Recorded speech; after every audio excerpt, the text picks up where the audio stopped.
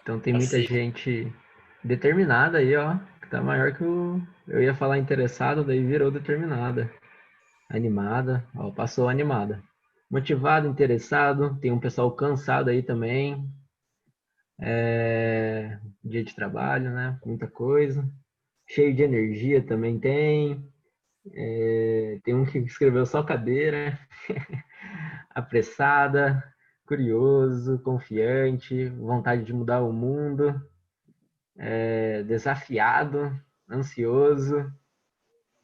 Vamos lá, temos 17 respostas aí. Vamos aí, galera. Mais gente respondendo, tem tempo.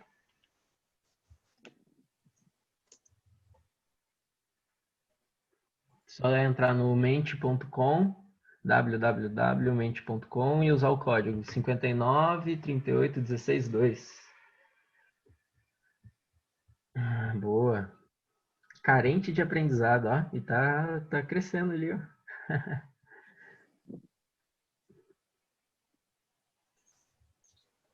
Bem legal. Ó, tem um Em Paz ali também, acabou de chegar.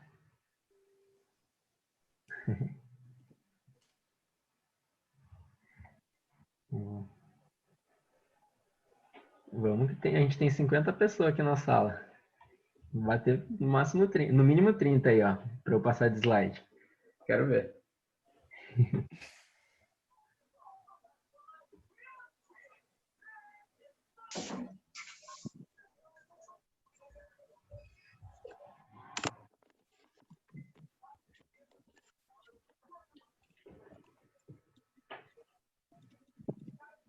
Legal.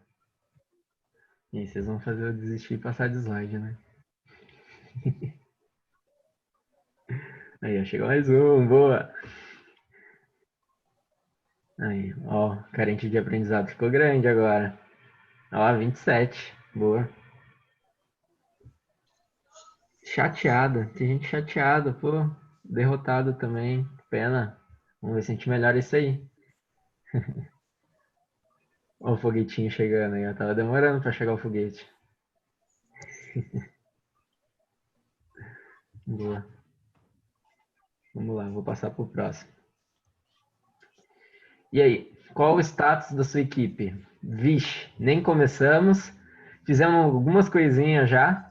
Opa, estamos num ritmo legal. Tudo pronto já, manda mais. Vamos lá.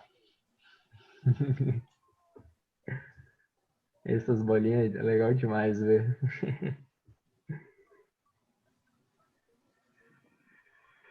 Quero ver se alguém coloca ali que já tá tudo pronto. Quero ver.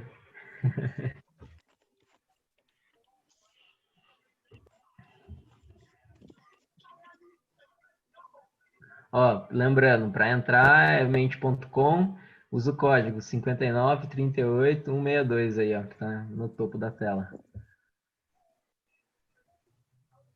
Olha lá, ó. Muita gente começando aí, né? Todo mundo esperando o fim de semana. Ô, ali, ó, chegou um tudo pronto já. Quero ver, hein?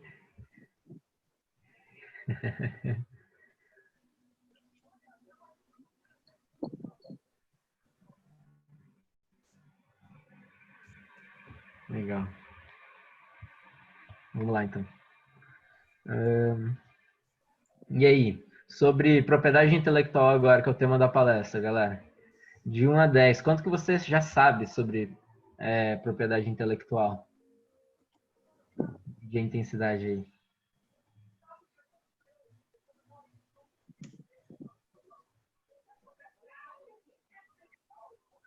Ah, o pessoal dando, ó, nota 9 aqui, ó.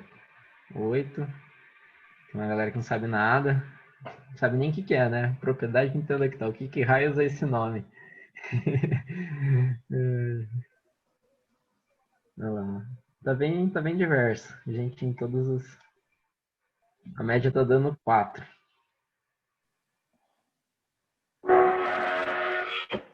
Olha o trem em São Carlos aí, ó.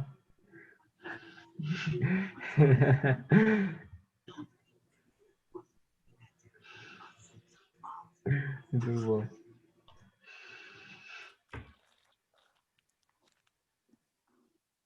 Isso aí, galera. Boa. Estamos vendo aí que a gente tem gente de todos os níveis aqui de conhecimento já sobre propriedade intelectual. Calma aí. E aí, ó, saindo até do mente agora, mais um aviso aí, galera. Ó, antes da gente começar a palestra, um aviso sobre a competição no geral. A gente tem algumas coisinhas aqui já no Classroom. Ainda quem não acessou, a gente já enviou o código algumas vezes. Enfim, qualquer dificuldade vem conversar comigo, que essa plataforma aqui do Google Classroom, ela tem todas as informações que vocês estão precisando. Então, as informações iniciais, as palestras que vão acontecer, e é aqui, inclusive, que vocês vão entregar. Ó. Nessa parte aqui de entrega, vocês vão enviar até dia 23, que é o próximo domingo, essa primeira entrega que já está até aqui também a imagem dela, ó, explicando certinho o que tem que ser entregue em PDF, enfim, está tudo aqui. Sobre aqui também tem um guia do participante, que já com as informações todas que vocês estão precisando, é basicamente a apresentação que eu fiz na abertura, todas as fases de desafio aqui, cronograma. Aqui nos mentores, a gente tem uma planilha que vocês entram aqui nos mentores, vai ter a lista dos mentores, os nomes deles, as áreas de atuação, e tem um link para vocês clicarem e utilizarem para agendar as mentorias. Os mentores estão ansiosos para começar a mentorar, poucos grupos já marcaram mentorias, então acho que é legal vocês já marcarem algumas mentorias para, enfim, tendo mais ideias. Esse Forms aqui é o Forms de pesquisa. Eu peço ajuda para vocês divulgarem ele um monte, porque já tem algumas respostas, inclusive, ó, divulgou do pessoal aqui. Então, aqui tem vários insumos para vocês terem mais ideias, tá? Bem legal. Já está com as respostas aqui, ó, nessa parte aqui, ó. Só clicar aqui. E, por fim, nesse último aqui, tem uma lista de propriedade intelectual da UFSCar que vocês podem utilizar também. Com um licenciamento, né? A Patrícia também hoje no final da palestra vai conversar um pouquinho mais sobre isso. Mas aqui tem uma lista de tecnologias que a UFSCar está disponibilizando. Ainda assim, não é total certeza que, tipo, eu quero usar essa, ainda tem que conversar com o pesquisador. Então, o grupo vai conversar com o pesquisador que está desenvolvendo, o pesquisador tem que autorizar e ele ainda vai provavelmente ensinar muita coisa da tecnologia para vocês, se ele estiver disponível, tá bom? Então, tudo isso aqui está no Classroom. Aproveitem. É uma coisa que a gente preparou aí para dar mais suporte ainda para vocês irem trabalhando, tá bom? Vamos lá, então. Agora, conversar com o Leonardo. Queria chamar ele aqui, Leonardo Cordeiro, especialista, né, nessa parte de propriedade intelectual. Trabalha com escritório no Greenbaum, Pocinhas, faz bastante tempo, né? Acredito, né, Leonardo? Se você quiser se apresentar, vai ser mais legal que eu, né? Vai lá. Tá bom, pode ser. Boa noite, pessoal. Então, meu nome é Leonardo Cordeiro, eu sou sócio responsável pela área de patente do escritório Gurambal Pocinhas Teixeira, escritório focado em propriedade intelectual aqui no Rio de Janeiro. A gente tem um escritório em São Paulo também. Eu já trabalho aí com propriedade intelectual há 20 anos, comecei bem jovem, lá na primeira formação, quase como todo mundo, caí de paraquedas no escritório, fazendo eletrônica, não sabia muito bem o que eu estava fazendo naquele escritório. Depois fui entendendo o que era propriedade intelectual. E hoje, ainda 20 anos depois, percebo a importância que isso tem e a falta de conhecimento ainda, a disseminação que esse assunto ainda não tem suficiente no Brasil. Então, depois de formação, eu sou eletrônico industrial, biólogo e agente da propriedade industrial. Para resumir, Matheus, é isso. Bem legal. Vamos lá, vamos começar a palestra. A galera tá ansiosa aí para começar. Vamos lá. Vocês estão enxergando o slide aí, né? Tá começando tá carregando aqui. Aí, começou. Só que botar aqui o slide para seguir. Bom, então, primeiramente eu queria agradecer ao convite para poder falar desse tema, um tema desafiador. Pelo que eu estou vendo aí do desafio de vocês, propriedade intelectual é muito importante para o que vocês pretendem. O nome ele é muito interessante quando você fala de desafio. fiscar inovação e empreendedorismo.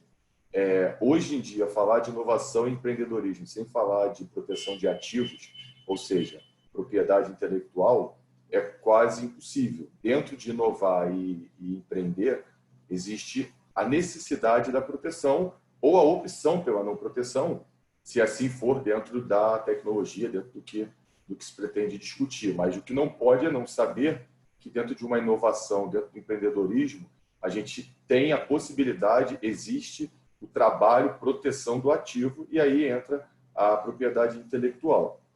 Infelizmente, a gente, no Brasil, não tem um conhecimento tão aprofundado no assunto. O tema propriedade intelectual no nosso país, ele não passa pelas grades de graduação, o que é um equívoco. A gente deveria, por obrigação, ouvir falar de inovação, empreendedorismo. Empreendedorismo já é uma matéria que, em alguns cursos, ela já é obrigatória, se eu não me engano, mas a propriedade intelectual ela devia fazer parte disso, porque a gente precisa saber o que é isso antes de cair no mercado de trabalho, seja como empregado ou empregador, desenvolvendo pesquisas e não sabendo o que vai fazer com aquele conteúdo, com aquele resultado. Mas isso é fácil da gente conseguir entender quando a gente começa a olhar alguns números. Eu começo com os gráficos, só para a gente ter uma analogia de onde nós estamos, né? E entender o porquê que até hoje a gente precisa estar disseminando esse conhecimento e explicando cada vez mais a importância da propriedade intelectual. O Brasil hoje responde por menos de 1% do total de patentes depositadas concedidas no mundo. E isso vem em queda, tá? Desde 2000, isso deu uma crescida ali em 2013, 2014, depois de 2016, isso voltou a cair. Em contrapartida, o Brasil é um dos países que mais publica artigo científico do mundo. Então, a nossa produção quadriplica de 4 em 4 anos, ou seja, existe algo que não está se encaixando, ou seja, se produz muito artigo científico e não se protege tanto por patente. Então, existe algum elo aí nesse meio do caminho entre publicar artigo científico, proteger ativo, que as pessoas estão deixando a desejar. E o que seria isso? O conhecimento.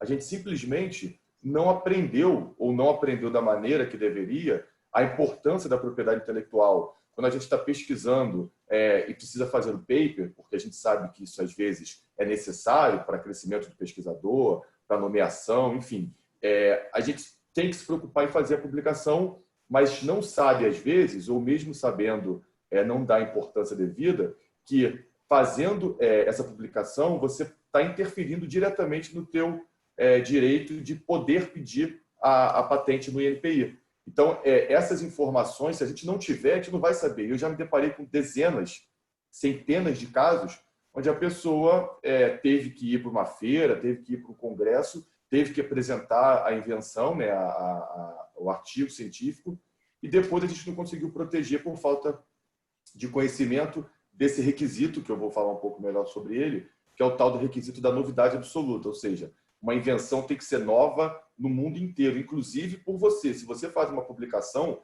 você está gerando anterioridade para vocês mesmos. Matheus, eu não estou lendo as perguntas, tá? Porque você falou que vai ficar para o final. Então, aí no final a gente para responder todas elas, tá bom? Perfeito. Então, aqui eu deixo mais um gráfico, um slide, né, que demonstra mais um impacto, a quantidade de artigo que a gente produz, né, no Brasil, e a nossa posição no ranking de inovação global. Essa posição 66, ela demonstra muita coisa, né? Ela demonstra a falta de diversos investimentos e de vários conhecimentos que a gente sofre para poder fazer com que o Brasil se torne um país inovador, e seja de inovação incremental ou inovação radical, mas tem que inovar, a gente tem que pensar, a gente tem que sair da caixa, tem que desenvolver. E o indicador, a patente, ele é um dos indicadores de inovação. Então, esse é um dos caminhos que a gente deve buscar quando se pensa num país que gera conhecimento, que gera produção e que pensa em si colocar aí dentro do tamanho que o país tem. Se você pensar em economia, território, população, exportação, área de agronegócio, por exemplo, o Brasil é um monstro que está numa posição dentro de um ranking de inovação muito aquém daquilo que ele poderia. Agora, isso é muito fácil quando a gente começa a pensar sobre o conceito da propriedade intelectual. As pessoas sabem o que é propriedade intelectual. Eu vi legal aí esse trabalho que vocês fazem antes, das perguntas de como os grupos estão e tal, para a gente ter um balizamento do conhecimento da propriedade intelectual. Porque, legal, tem gente que já sabe avançado, a média ficou, se não me engano, em 4. Que bom, assim, saber mais ou menos sobre o assunto já é um avanço, porque existem situações que a pessoa não sabe nem o que a gente está falando. É muito estranho que, às vezes, quando eu chego e me apresento em algum lugar e digo que eu trabalho com propriedade intelectual, faz um vazio, assim, tipo... mas o que você faz? Você faz livro, você faz música, você é artista? Não é uma coisa muito clara. O que faz um biólogo, um eletrônico industrial com propriedade intelectual? Então, o que é a propriedade intelectual, na definição mais ampla, né? A propriedade intelectual, como o slide descreve, é o conjunto de direitos sobre as criações provenientes do conhecimento humano.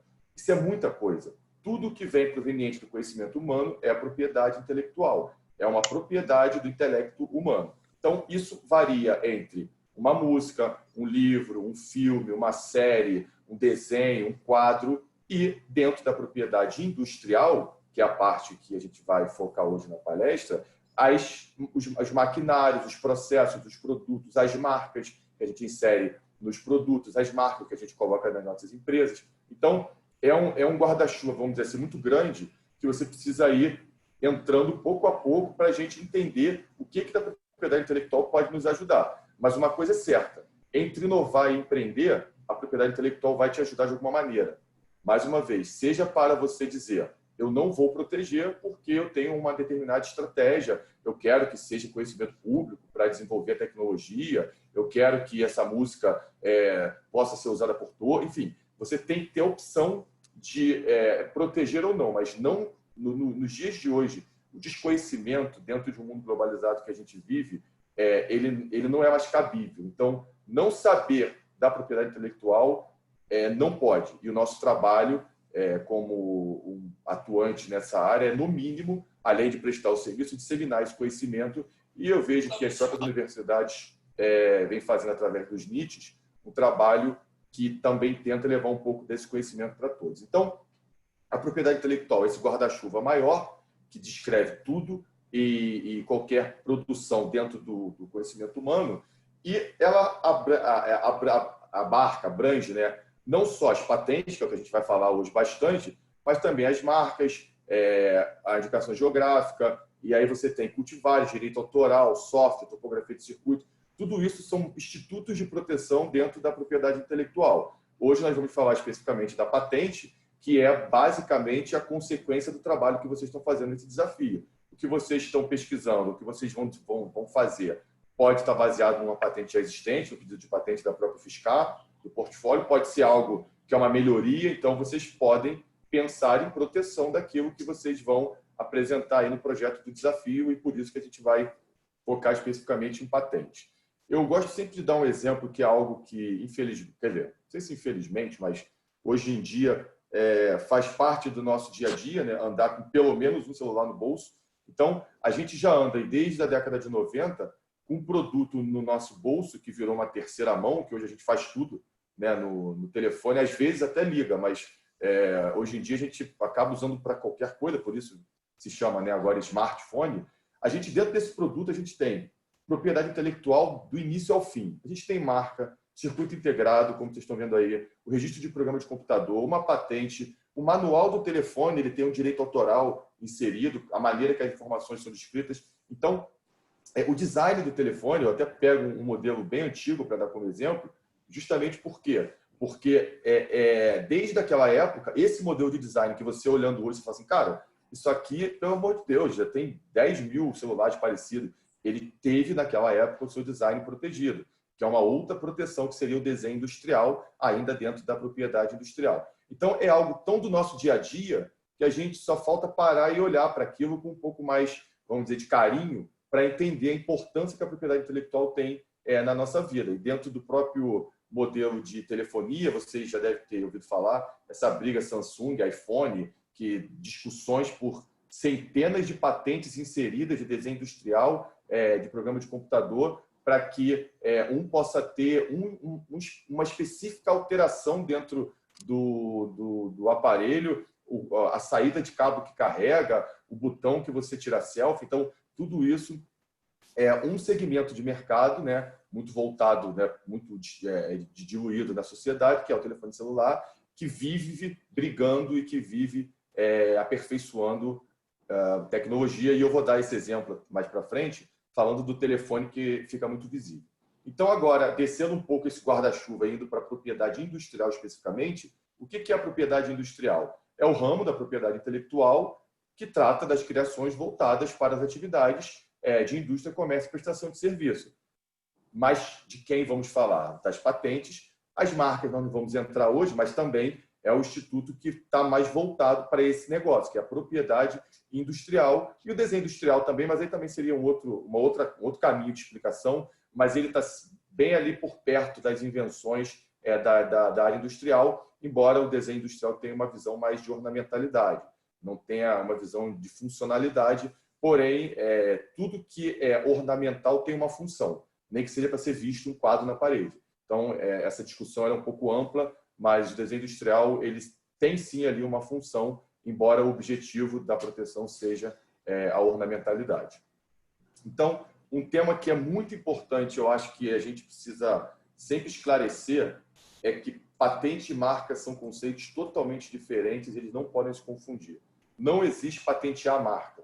Todo mundo fala isso, todo mundo equivocadamente, todo mundo não, mas várias pessoas falam isso. Porque eu tenho que patentear minha marca, e são conceitos distintos. Patente já é um sinônimo para registro. Então, eu vou patentear a minha invenção, ou seja, vou proteger e vou registrar a minha marca. Ou seja, vou ter um direito de um nome, de um símbolo, de um nome com um símbolo, que depende do tipo da marca, mas são dois conceitos totalmente distintos, principalmente porque a patente ela tem um prazo de validade, você tem um período de vigência para que aquela tecnologia futuramente possa ser aperfeiçoada e melhorada por alguém, e a marca não necessariamente. A marca você pode ter para a vida inteira, dentro dos prazos de decênio, né, de 10 em 10 anos, você pode ficar pagando a renovação e a marca vai ser eterna, por exemplo, a marca da Coca-Cola, que já está no mercado há algumas décadas. Então, são conceitos inconfundíveis, com funções inconfundíveis dentro da propriedade industrial, que é essa propriedade mais voltada para a indústria, que faz parte desse guarda-chuva da propriedade intelectual.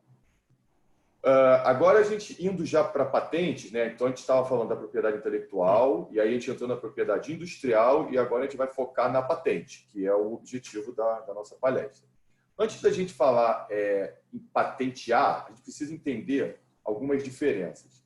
Por exemplo, inovação é muito amplo, né? O que é inovar? Então, uma definição que eu criei, baseada em leituras, é uma introdução, a introdução de algo novo, ou significativamente melhorado em qualquer segmento, que crie novas perspectivas de processo, produto, marketing, etc.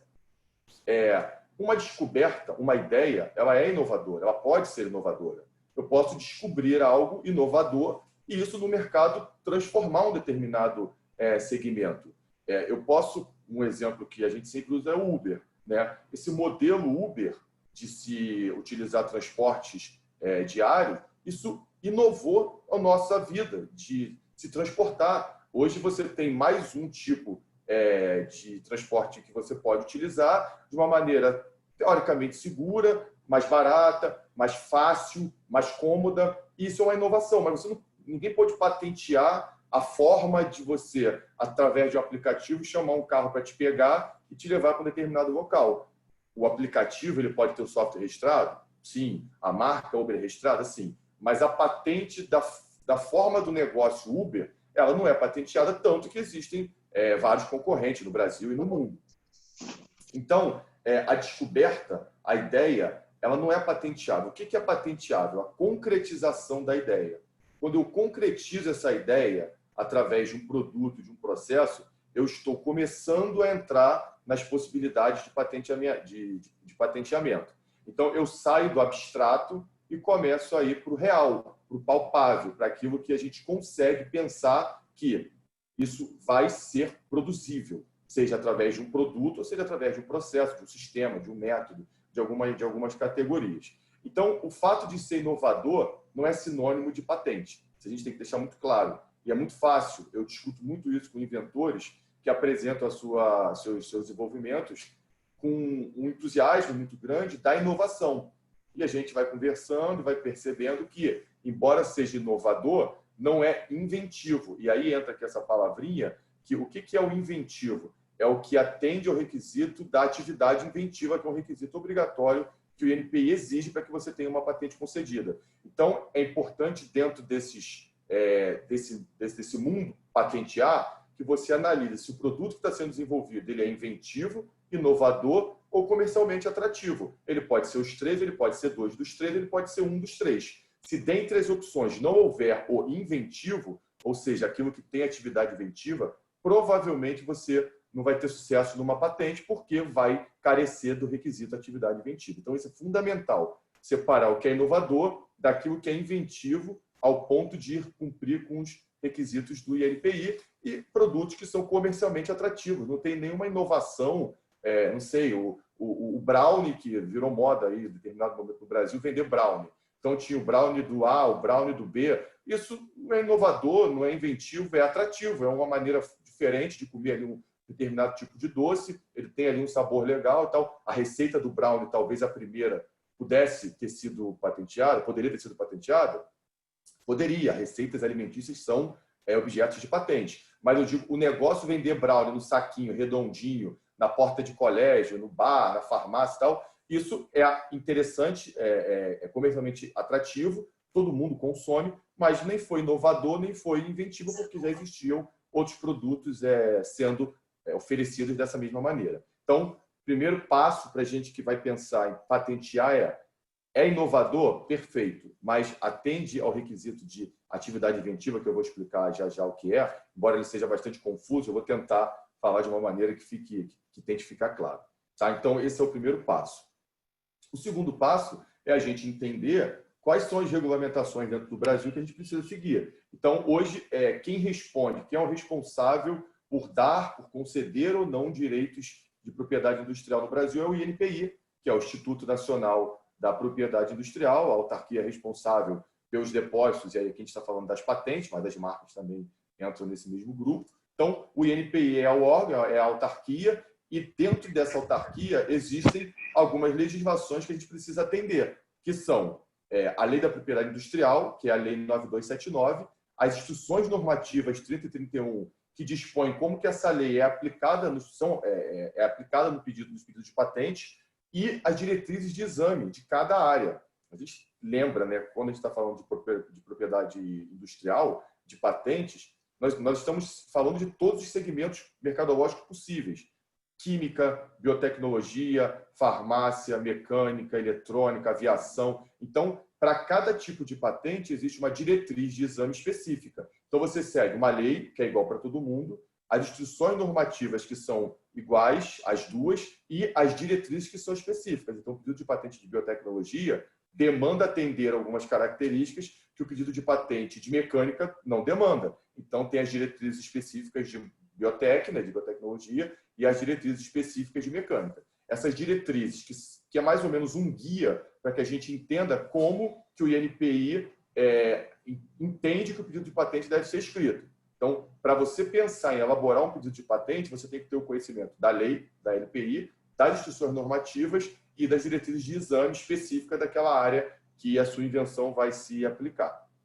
Então, essa lei, ela tem 2 artigos, isso aqui é um pouquinho chato, negócio de artigo, mas é importante a gente falar. Existem 2 artigos na lei que é o que não pode, o que não é patenteável, o que no Brasil você não vai conseguir patente. Não importa se ela é nova, se ela é inventiva, se ela é inovadora. Se for uma regra de jogo, por exemplo, no Brasil não pode patentear a regra de jogo. Ponto. É uma lei, tem um artigo que define isso. Se eu tiver uma ideia de vou criar a máquina do tempo, mas você não tem a mínima noção de como isso vai ser, mas você quer escrever alguma coisa que não é concretizável ainda. Então, você não vai ter uma possibilidade de proteção. Fórmulas matemáticas e diversos outros modelos de proteção, conforme eles estão descritos aqui nesse artigo. Então, tem aqueles que eu falei e tem um muito interessante, que são os programas de computador em si. Os programas de computador em si, que são os softwares, eles não são patenteados. pela lei, né? A lei não permite a proteção por patente, mas existe a proteção do software em si, que é código, os apps, né, que a gente está mais acostumado, código-fonte, algoritmo e uma linguagem específica. Isso não é te dado no Brasil como patente, mas ele é concedido como registro. São proteções distintas, têm pesos e alcances jurídicos distintos, mas o software você vai proteger através da lei de software. Agora, se você consegue descrever um método de cumprimento de uma etapa, de um sequenciamento lógico, que atende um resultado, que é mais ou menos o que o software faz, você consegue ter uma patente de método. Então, você consegue ter o registro do software para o aplicativo e você consegue, se você traduzir, né, para o português a linguagem da programação, você consegue escrever o pedido de patente e ter a patente do método. Então, é um caminho que a gente teve que buscar, porque hoje tem software inserido praticamente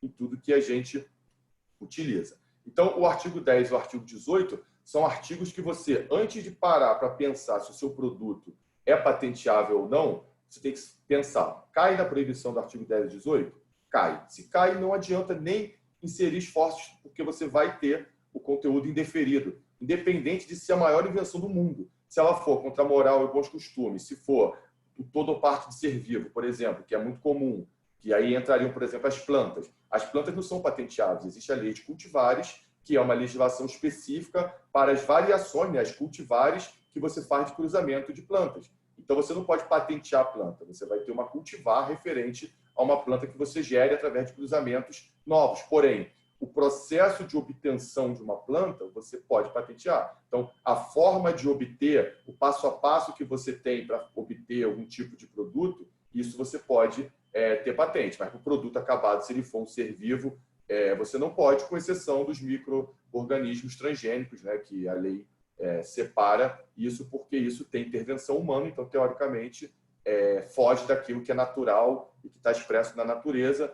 Mas aí tem uma discussão se isolado ou não, mas aí é muito técnico da área de biotecnologia. A regra do jogo é essa.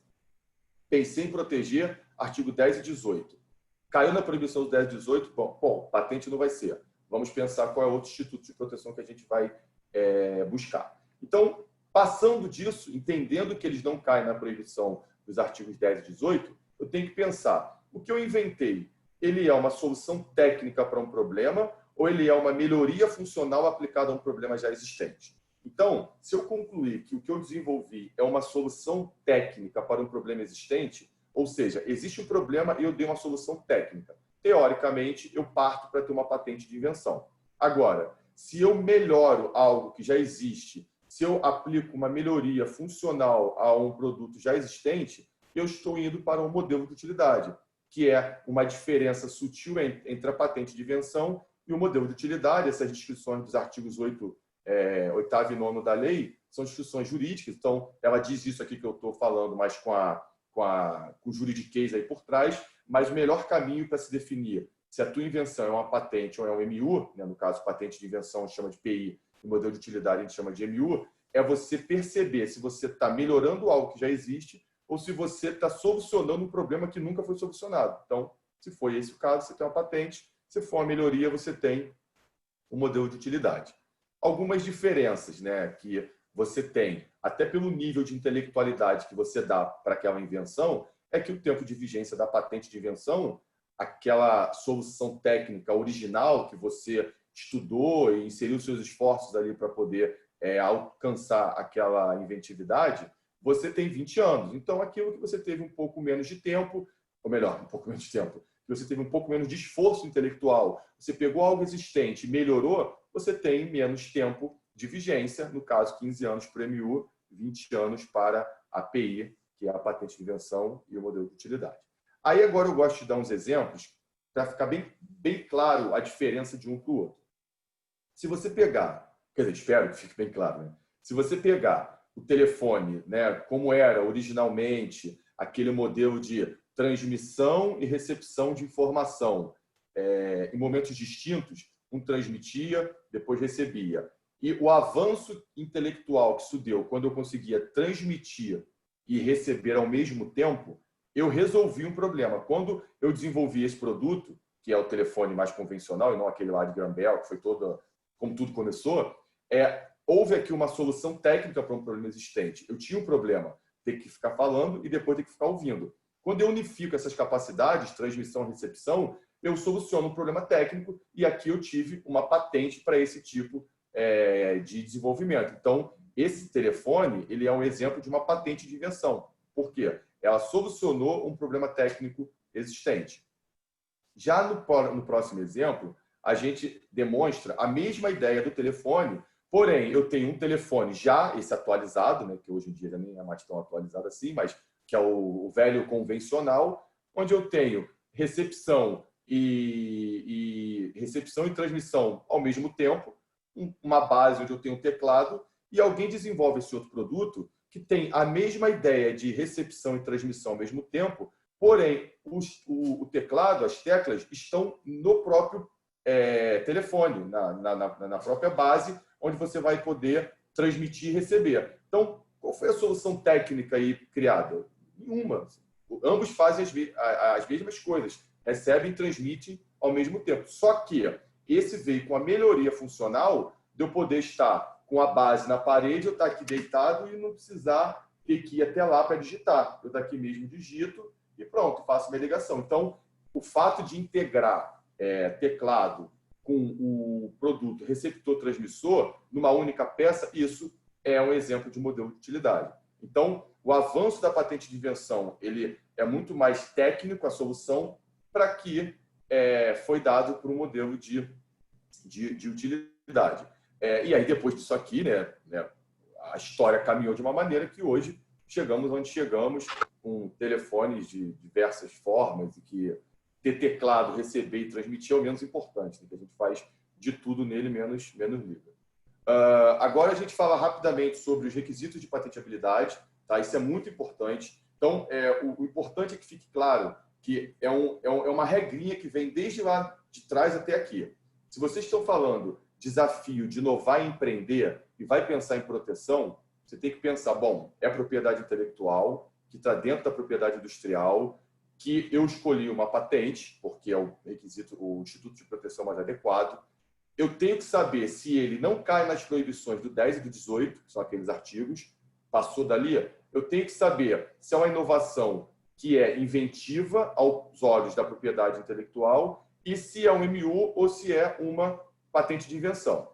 Aí você vai chegar aqui. Bom, até aqui eu vim bem. Agora eu tenho que fazer aquela pergunta. O inovador, ele é inventivo? Então, requisitos de patenteabilidade. Novidade. Quando eu falei no início que você, às vezes, fazendo a tua publicação do próprio artigo, você fere a tua própria novidade e não consegue ter a patente concedida. Por quê? Porque o pedido tem que ser novo, absolutamente novo, no mundo. Ele nunca pode ter se tornado público.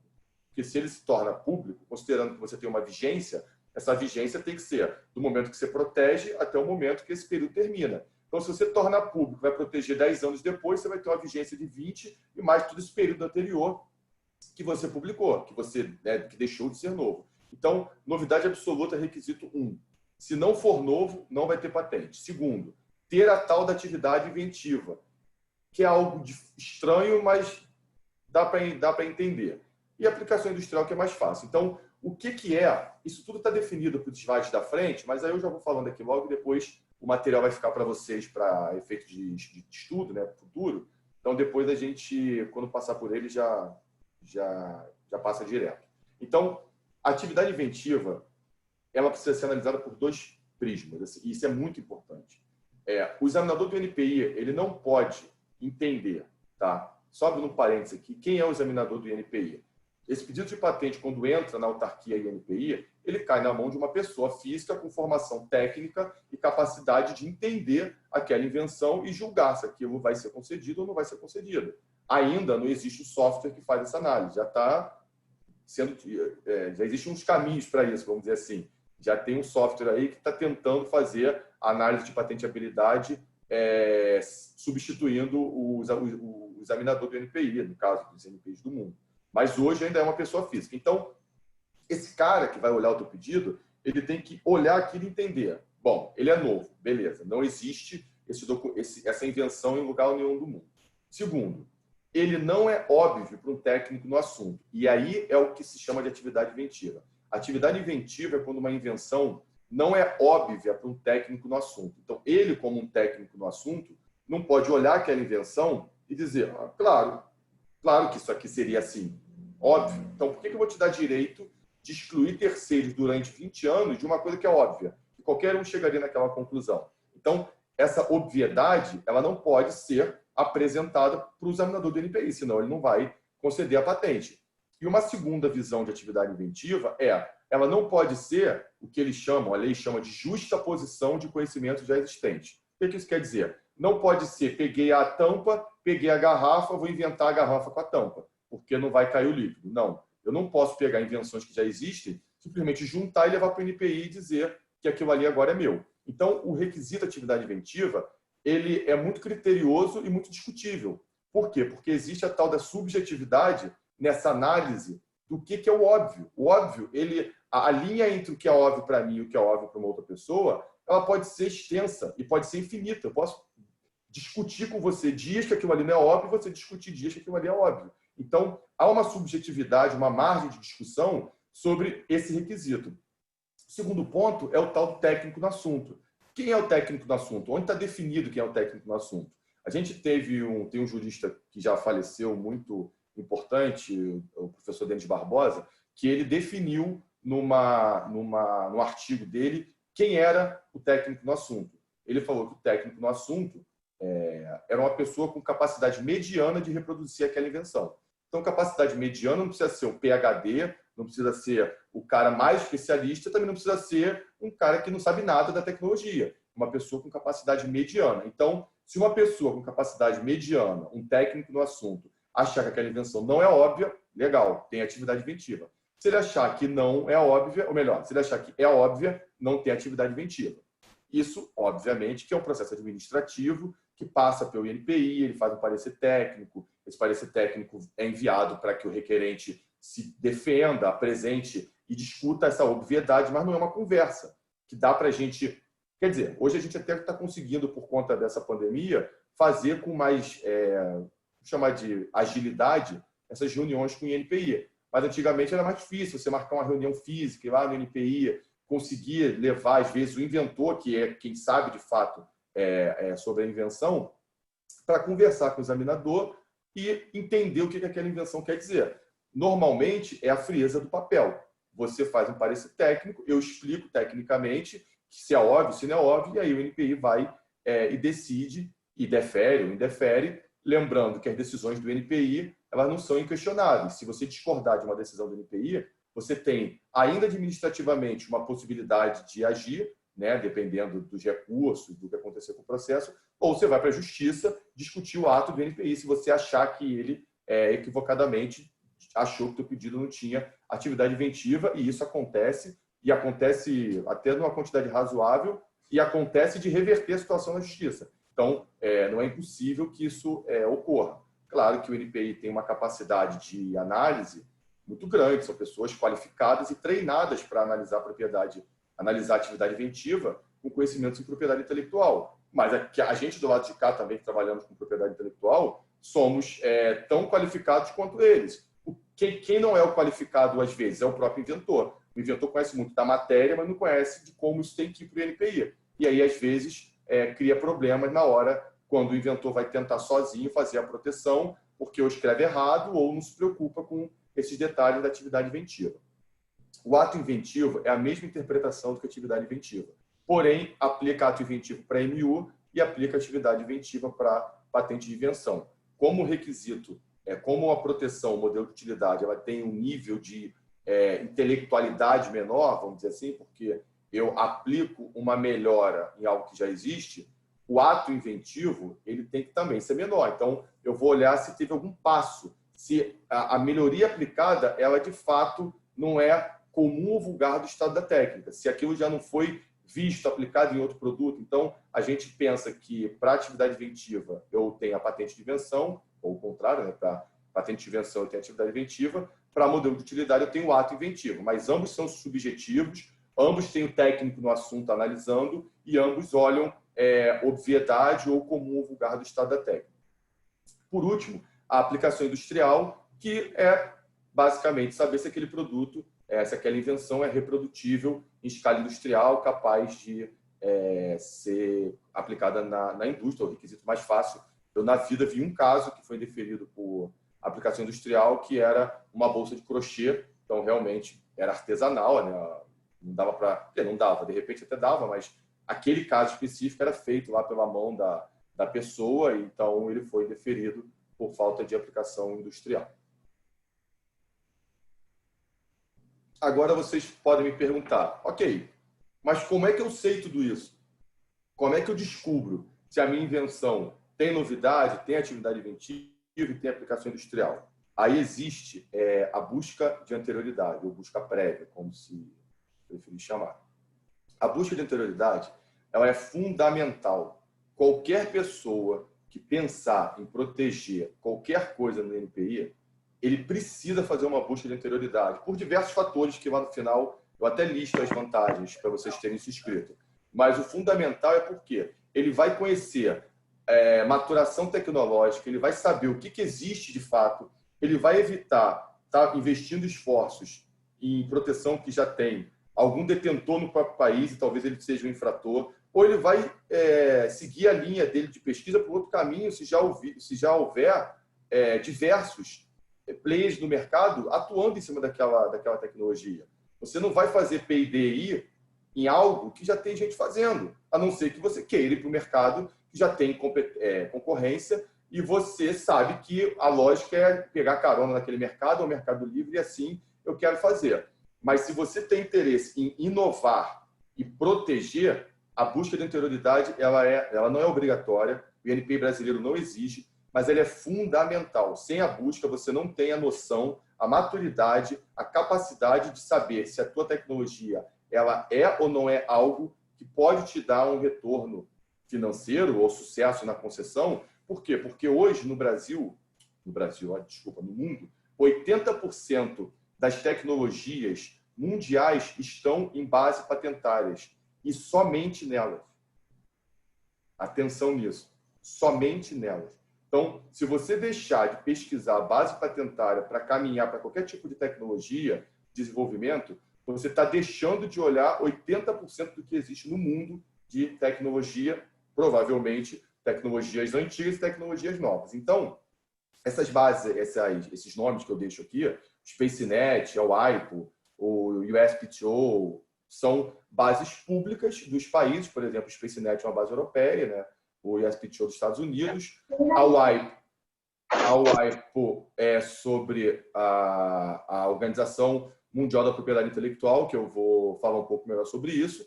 O próprio INPI, obviamente. E existem centenas, talvez, dezenas com certeza, mas talvez centenas de bases pagas, que você pode, por exemplo, o Dialog é um exemplo, existem a Orbit, existem a Thomson Innovation, tem várias bases que você pode pagar, onde você faz buscas que basicamente organiza e reúne todas essas, e tem também artigos científicos, tem materiais que você, para fazer uma busca sem uma base paga, você vai indo base por base, mas o SpaceNet e a WIPO já são bases que te dão uma visão muito boa e, claro, a gente não pode deixar e ignorar, infelizmente, felizmente, também não sei nem porque eu falei infelizmente, mas você não pode deixar de ignorar as bases agora asiáticas. A China é o maior banco de patente mundial do mundo.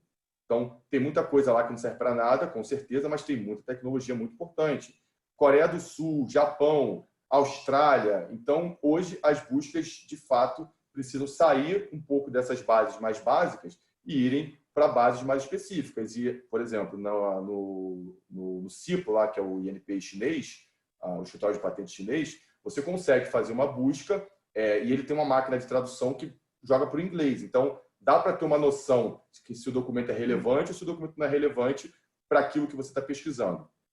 E o Japão, do Japão é muito bom. Do Japão se joga tradução e lê perfeitamente. O chinês é mais ou menos, mas enfim, o importante é que busca prévia é fundamental. Se você pensar em seguir para proteção patentária de qualquer tecnologia, se você não fizer uma busca, você está correndo um sério risco de ter o teu pedido indeferido por falta de um desses três requisitos: novidade, atividade inventiva, aplicação industrial. Sem eles, isso são requisitos obrigatórios, tá? Eu vou falar de um quarto carinha aqui, que não é um requisito, mas ele também te arruma problema. Então, esses 3 são requisitos. E aí vem uma condição legal, que é a suficiência descritiva, que eu vou falar mais para frente sobre ela. Ela não é um requisito, mas ela é tão importante que vocês vão entender que ela vira um requisito, porque se você não atender, o INPI não vai conceder. Então, como eu tinha comentado lá na frente, aqui é uma definição do que é novidade, né? Importante chamar a atenção aqui é esse tal de estado da técnica. O que é o estado da técnica? O estado da técnica é tudo aquilo tornado acessível ao público antes do dia que você depositou seu pedido no INPI. Então, quando você vai para o INPI, 13 de agosto de 2020, de 12 de agosto para trás é teu estado da técnica. Então, tem que tomar muito cuidado. Às vezes, você faz uma busca de anterioridade, contrata um escritório, ou vai até o NIT, faz a busca hoje, 13 de agosto. Aí fez a busca, chegou à tua conclusão. Mas, por alguma razão, só foi proteger lá para dezembro. Entre hoje e dezembro, podem ter aparecido os documentos que você não considerou e que, quando você depositar em dezembro, o teu estado da técnica já chegou para frente. Então, deixou de ser 12 de agosto, virou X de dezembro para trás. Então, muito cuidado entre esse intervalo de fazer a busca e proteger a invenção. Quando passa muito tempo, eu já fiz isso no escritório várias vezes, a gente faz uma busca de atualização. Por quê? Porque a gente tem sempre novos documentos sendo publicados. Então, quando você dá essa margem de tempo, pode acontecer de um documento aparecer e depois você perder tempo, investir, né, nas taxas oficiais, na contratação de um escritório, para fazer a elaboração para você e você encontrar um documento relevante. Então, novidade é essa definição técnica, e o estado da técnica é tudo aquilo tornado acessível ao público antes da data do depósito. Tem que ter muita atenção, que é o que o NPI vai procurar, se a tua invenção está ou não está no estado da técnica. Tá? Então, aqui vem uma especificação da LPI, da Lei de Propriedade Industrial, que é o artigo 12, que fala do período de graça. O que é o período de graça? O período de graça é uma possibilidade, para a gente resumir bastante, depois, se for o caso, a gente aprofunda isso, com quem tiver mais dúvidas. Meu e-mail eu vou deixar aí com vocês e o WhatsApp também. Basicamente se você precisar publicar uma invenção por alguma razão, seja ela qual for, você ainda tem 12 meses para poder proteger no INPI, sem que a sua publicação interfira na tua novidade. Lembra que o requisito de novidade é absoluto. Então, você não pode publicar nada e proteger no INPI. Mas, por conta do artigo 12, que é o tal período de graça, ele te dá essa possibilidade de você ter que ir numa feira, apresentar a tua invenção, mas tem 12 meses para levar para o INPI e proteger, sem que isso aqui se torne estado da técnica. Então, publiquei, levei para o NPI dentro de 12 meses, isso aqui não é estado da técnica. Tá? Então, isso é uma possibilidade que a lei criou para evitar uma perda, até sabendo das necessidades aqui no Brasil, dos inventores. Isso tem no mundo praticamente inteiro, mas no Brasil principalmente, de ter que publicar ou publicar sem saber, você ainda tem um tempo para proteger. Isso não deve ser usado como estratégia. Por quê? Porque entre o tempo que você publicou e o tempo que você foi protegendo o INPI, pode acontecer de, nesse meio do caminho, alguém entrar no INPI com essa invenção. Seja porque viu o que você fez ou porque fez por uma coincidência. E aí, essa invenção sendo publicada pelo INPI, ela vai se tornar uma anterioridade para você. Então, mesmo que você tenha se preocupado com esse teu período, se um terceiro entrar nesse mês, pode causar problema. É um pouco complexo, a gente tem que aprofundar mais para falar sobre isso, mas o importante é vocês saberem, existe o período de graça, se tiver que usar, usem, porque às vezes não tem jeito, mas não se debrucem nele e achem que, não, posso publicar que eu tenho 12 meses para levar para o INPI. Aqui um exemplo bacana de novidade que as pessoas se confundem. Quando a gente está dando aula palestra ao vivo, é mais fácil que a gente consegue interagir, mas aqui vai ficar um pouco mais difícil, até porque o tempo não é tão longo. Mas a dúvida aqui é se esse sistema de dobramento de cadeira ele é igual a esse. Vocês veem meu mouse mexendo aí? Alguém pode me responder? Sim. Perfeito. Obrigado, Giovana. Acho que me respondeu. Então, esse sistema de fechamento de cadeira, de dobragem, ele é igual a esse? Idêntico. Se você olhar a formatação, como que ele encurva, como que ele faz a curva no ângulo, e ele não é igual. Então, aqui não tem discussão. É novo. Ponto final. Não dá para dizer, não é novo, porque eles são muito parecidos. Bom, são muito parecidos e não são iguais. Então, a novidade, o requisito, é ser algo idêntico. Eu estou buscando aqui alguma coisa idêntica, mas eu não tenho nada para mostrar, porque minhas canetas são diferenciadas. Mas é como se você tivesse um produto, finge que isso é um produto e esse é outro produto. Eles são idênticos, 100%. Então, quando o NPI acha um documento 100% igual, ele vai indeferir, vai fazer uma exigência por falta de novidade, o que não é o caso aqui, porque eles são bem próximos, mas eles são diferentes. Esse sistema de dobragem é diferente desse sistema de dobragem. Então, você não poderia dizer que essa invenção aqui não é nova em relação à outra. Isso, de fato, são casos, uma patente brasileira, uma patente que ela foi concedida e uma patente europeia. Só um detalhe que às vezes as pessoas confundem: patente é pós-concessão. Antes da concessão é pedido de patente. Tá? Então, é muito comum a pessoa falar, porque eu tenho uma patente. Se você não tem a concessão do NPI, você tem um pedido de patente que te gera uma expectativa de um direito. Mas o direito, de fato, ele é concedido quando o NPI publica lá o código 16.1, que é a concessão da patente. Então, enquanto não sai o 16.1, você tem uma expectativa de direito e depois que você tem a patente concedida, você tem a patente de fato. Tá? Então, esse caso aqui, esse PI virou uma patente e essa EP, eu não lembro, mas ela foi usada no estado, na análise de mérito desse pedido da esquerda aqui, de quem está olhando. Um segundo exemplo, e aí aqui é a tal da definição da atividade inventiva. Então, qual é a definição aqui nas palavras técnicas? É a capacidade da criação do ser humano. A invenção não pode ser óbvia para um técnico no assunto, aquilo que eu já disse. Então, na aferição aí de atividade inventiva, a invenção não pode ser a tal do resultado da mera justaposição, junção de documentos pertencentes ao estado da técnica. Peguei duas invenções que já existem, misturei as duas e vou falar que eu tenho algo novo. Não, você não vai ter patente concedida para isso. O ato inventivo, a mesma ideia, a capacidade de criação do ser humano.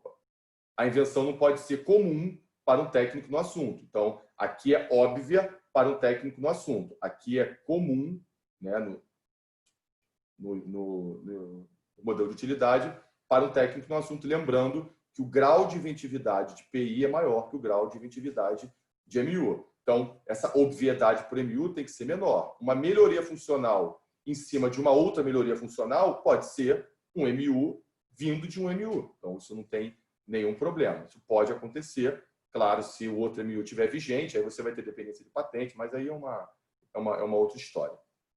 Esse caso aqui é bem legal, comparando atividade inventiva. Existia o lápis, né, lá na antiguidade, e a borracha. Alguém pegou, botou o lápis na ponta da borracha, ou melhor, borracha na ponta do lápis, e pronto, desenvolveu aí uma invenção, o pedido de patente americano S9783. Parece que isso é a justa posição de conhecimento já existente, porque eu peguei a borracha e coloquei na ponta do lápis. Assim, qual foi o esforço intelectual ao ponto de eu querer uma patente para isso? Se fosse assim, pegar a borracha e colocar no lápis, eu estaria dizendo isso. Eu tenho aqui um lápis, peguei a borracha do jeito que ela está ali, eu não tenho uma aqui, mas peguei ela aqui, passei uma fita e pronto. Isso aqui, de fato, não teria nenhuma atividade ou ato inventivo. Agora, no momento que eu desenvolvo o material em aço, que é esse material que está aqui, para que ele possa conectar a borracha, dar estabilidade para que eu apague sem que ela quebre, que consiga manter precisão na madeira e fazer com que esse produto evite que eu tenha 2:1, eu tenho aí um certo avanço de intelectualidade. Então, esse caso foi concedido, isso é muito antigo, óbvio, no USPTO, primeiramente, como uma patente de invenção. E aí ficou uma discussão se era modelo de utilidade ou era patente de invenção. Isso até teve uma ação de mudança de natureza, mas o que importa não foi simplesmente pegar e juntar. Houve um esforço intelectual para se desenvolver uma peça que faria essa conexão. Então, aqui é a prova de que há ato inventivo ou atividade inventiva. Não vou entrar nesse mérito, porque aí seria uma outra discussão, mas você não pode dizer que foi simplesmente a justa posição. Não é óbvio para um técnico no assunto desenvolver esse corpo cilíndrico preto para fazer essa conexão da borracha com a madeira. Teve todo um estudo, teve toda uma análise para conseguir chegar nessa conclusão, e aí, se essa análise foi muito ou pouco intelectualizada, vamos dizer assim, você pode ter tido MU, você pode ter tido uma patente de invenção. Então, esse é um bom exemplo da patente americana versus a existência lápis de borracha que já tinha no mercado. Aplicação industrial não tem nenhum exemplo prático, mas eu falei aquele lá do crochê, mas é quando a patente, né, o objeto da proteção, possa ser passível em produção de escala industrial. Eu tinha comentado dos 3 requisitos e de uma condição. Essa é a condição. O artigo 24 da lei fala sobre suficiência descritiva.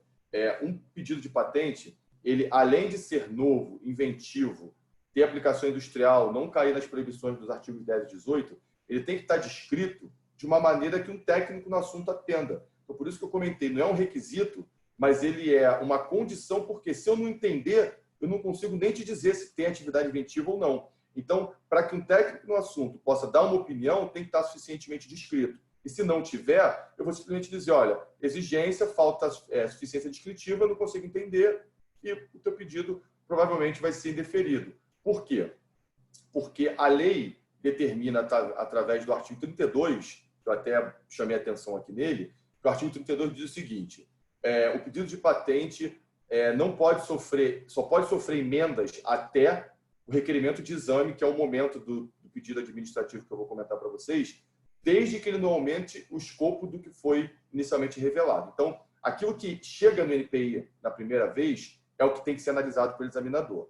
Existem possibilidades de mudança, por isso eu coloquei o artigo 26, o artigo 76, que fala de certificado de edição, divisional, o 32 que fala de emendas. Existem maneiras que você pode melhorar o pedido ou fazer mudanças, desde que você não aumente o escopo da invenção. Então, quando você escreve um pedido não suficientemente descrito, chega lá na mão do técnico do assunto e ele fala que não entendeu, quando você vai explicar, você adiciona matéria, você aumenta o escopo e aí, embora ele fale, olha, agora eu entendi, só que agora cai nas proibições do artigo 32 e tua patente e teu pedido vai ser indeferido.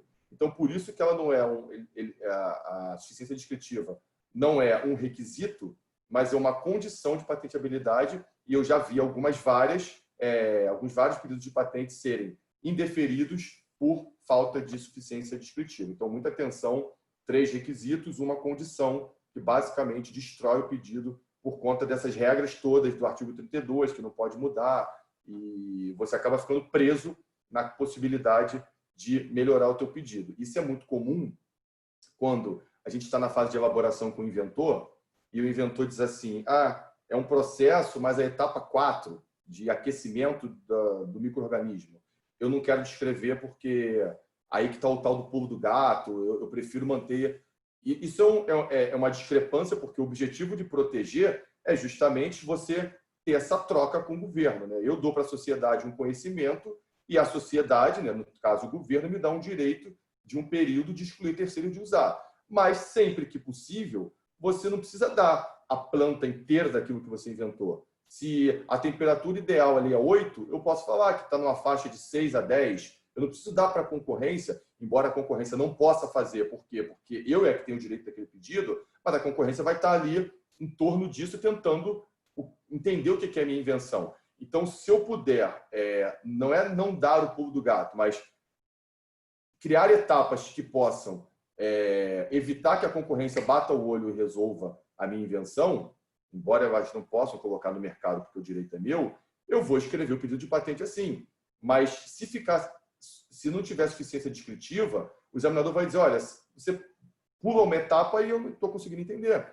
E aí você vai dizer, não, sim, tem uma etapa 4 aqui que eu não contei, eu vou contar agora. E aí você não poderia por conta do artigo 32. Então, lá atrás, no momento de elaborar o pedido de patente, na hora de fazer a busca, é que se define estrategicamente se o pulo do gato vai ou não vai ser dado. Porque tem vezes que não tem jeito. Se eu não contar o cerne ali, o coração da invenção, o NPI não vai entender e você vai ter o pedido descrito, porque vai ser apresentado, e provavelmente indeferido, e aí sim que a concorrência vai poder usar, né, se ela conseguir, na leitura que você fez sem o tal pulo do gato, explorar a sua invenção, porque você ficou com esse receio de dar o tal da informação X, da informação chave.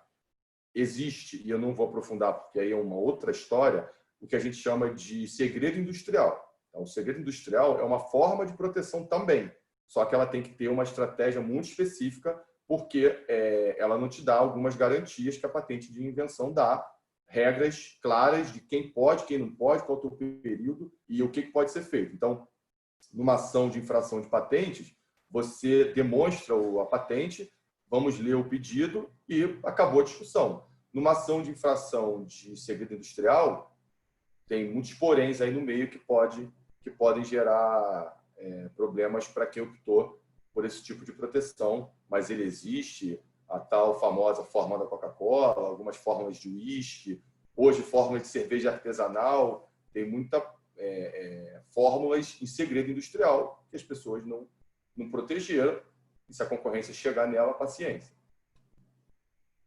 Bom, eu agora vou rapidamente passar, né? Para você montar um pedido de patente, você tem que ter relatório descritivo, quadro reivindicatório, desenhos e resumo, obrigatoriamente conforme as instruções normativas e a legislação determina.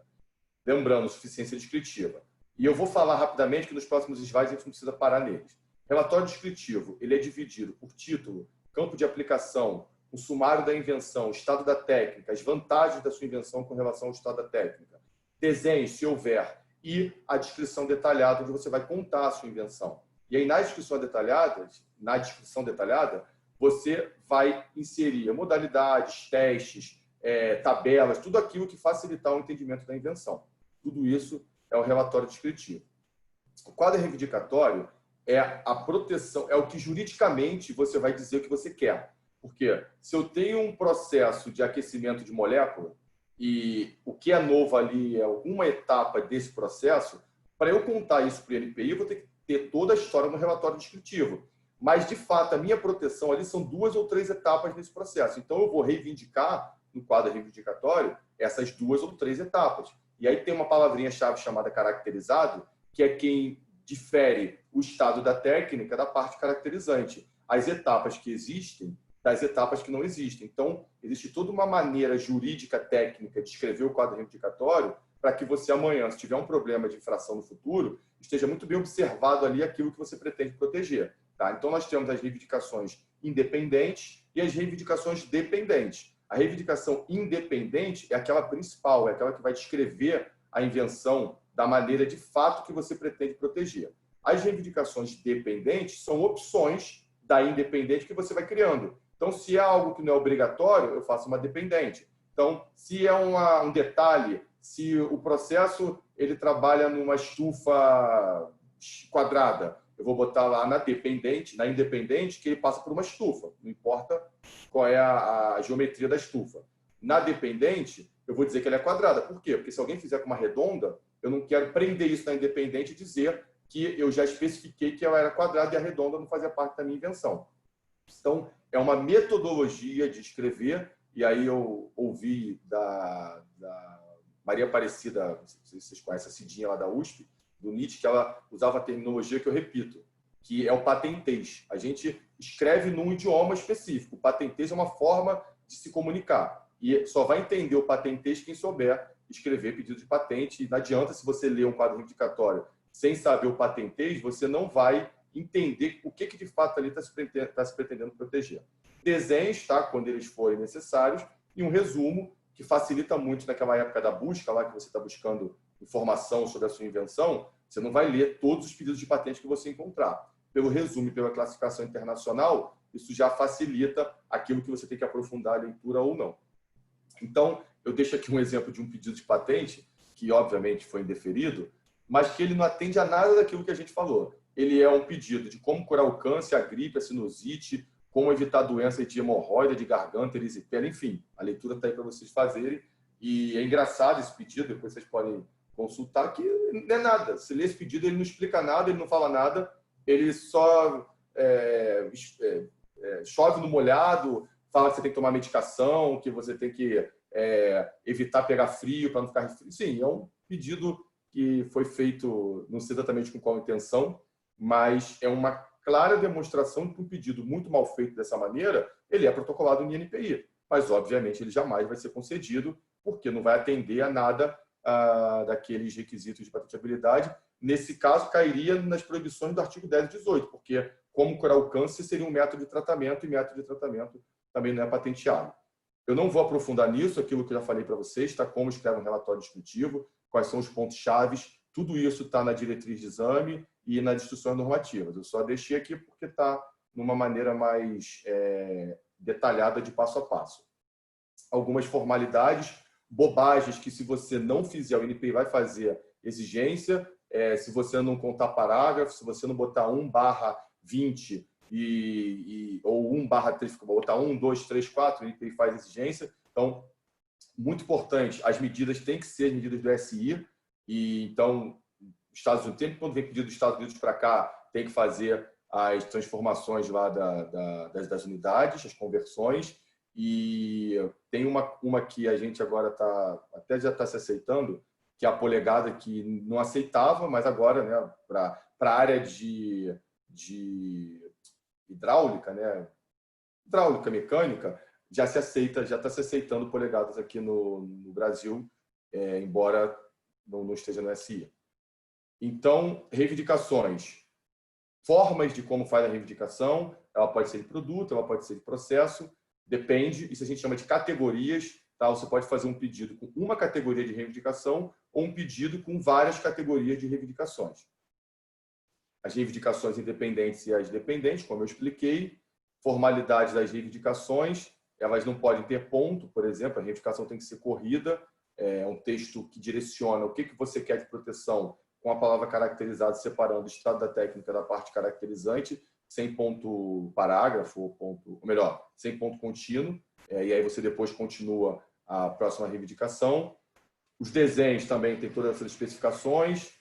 Os sinais de referência, eles são fundamentais quando a invenção tem um desenho, porque às vezes você está se referindo no texto ao pino, o pino, só que às vezes tem 15 pinos, então eu tenho que botar o pino 8 e lá no desenho dizer, através do sinal de referência, onde que é o pino 8. Isso facilita muito o entendimento do examinador e de qualquer pessoa que lê o pedido.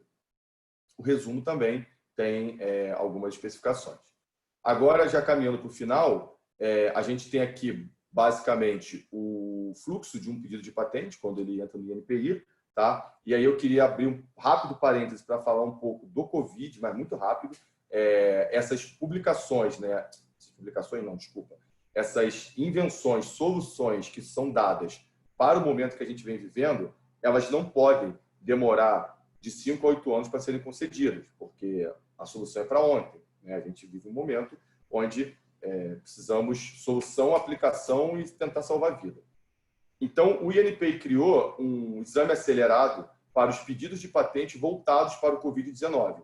Então, se qualquer pedido de patente for apresentado no INPI, depois de passar por tudo isso que a gente conversou, aplicar a Covid direto ou indiretamente, ele segue, vamos dizer assim, uma fila diferenciada e é concedido muito mais rápido do que 5 ou 8 anos.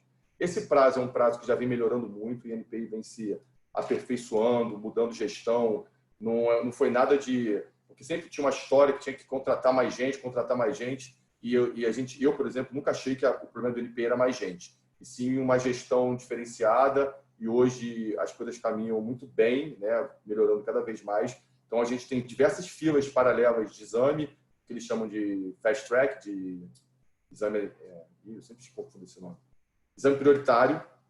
Então, esses exames prioritários, eles se aplicam a diversos tipos de pedidos, e os pedidos que correm fora dos exames prioritários também estão sendo concedidos com pouco tempo, com muito menos tempo, né? Pouco tempo não, mas com muito menos tempo. Então, você faz o pedido no NPI, ele tem uma fase de sigilo, depois você tem que requerer o exame, né? E aí, a partir daqui do exame técnico, ele vai para as análises de mérito, onde vão verificar novidade, atividade inventiva, aplicação industrial.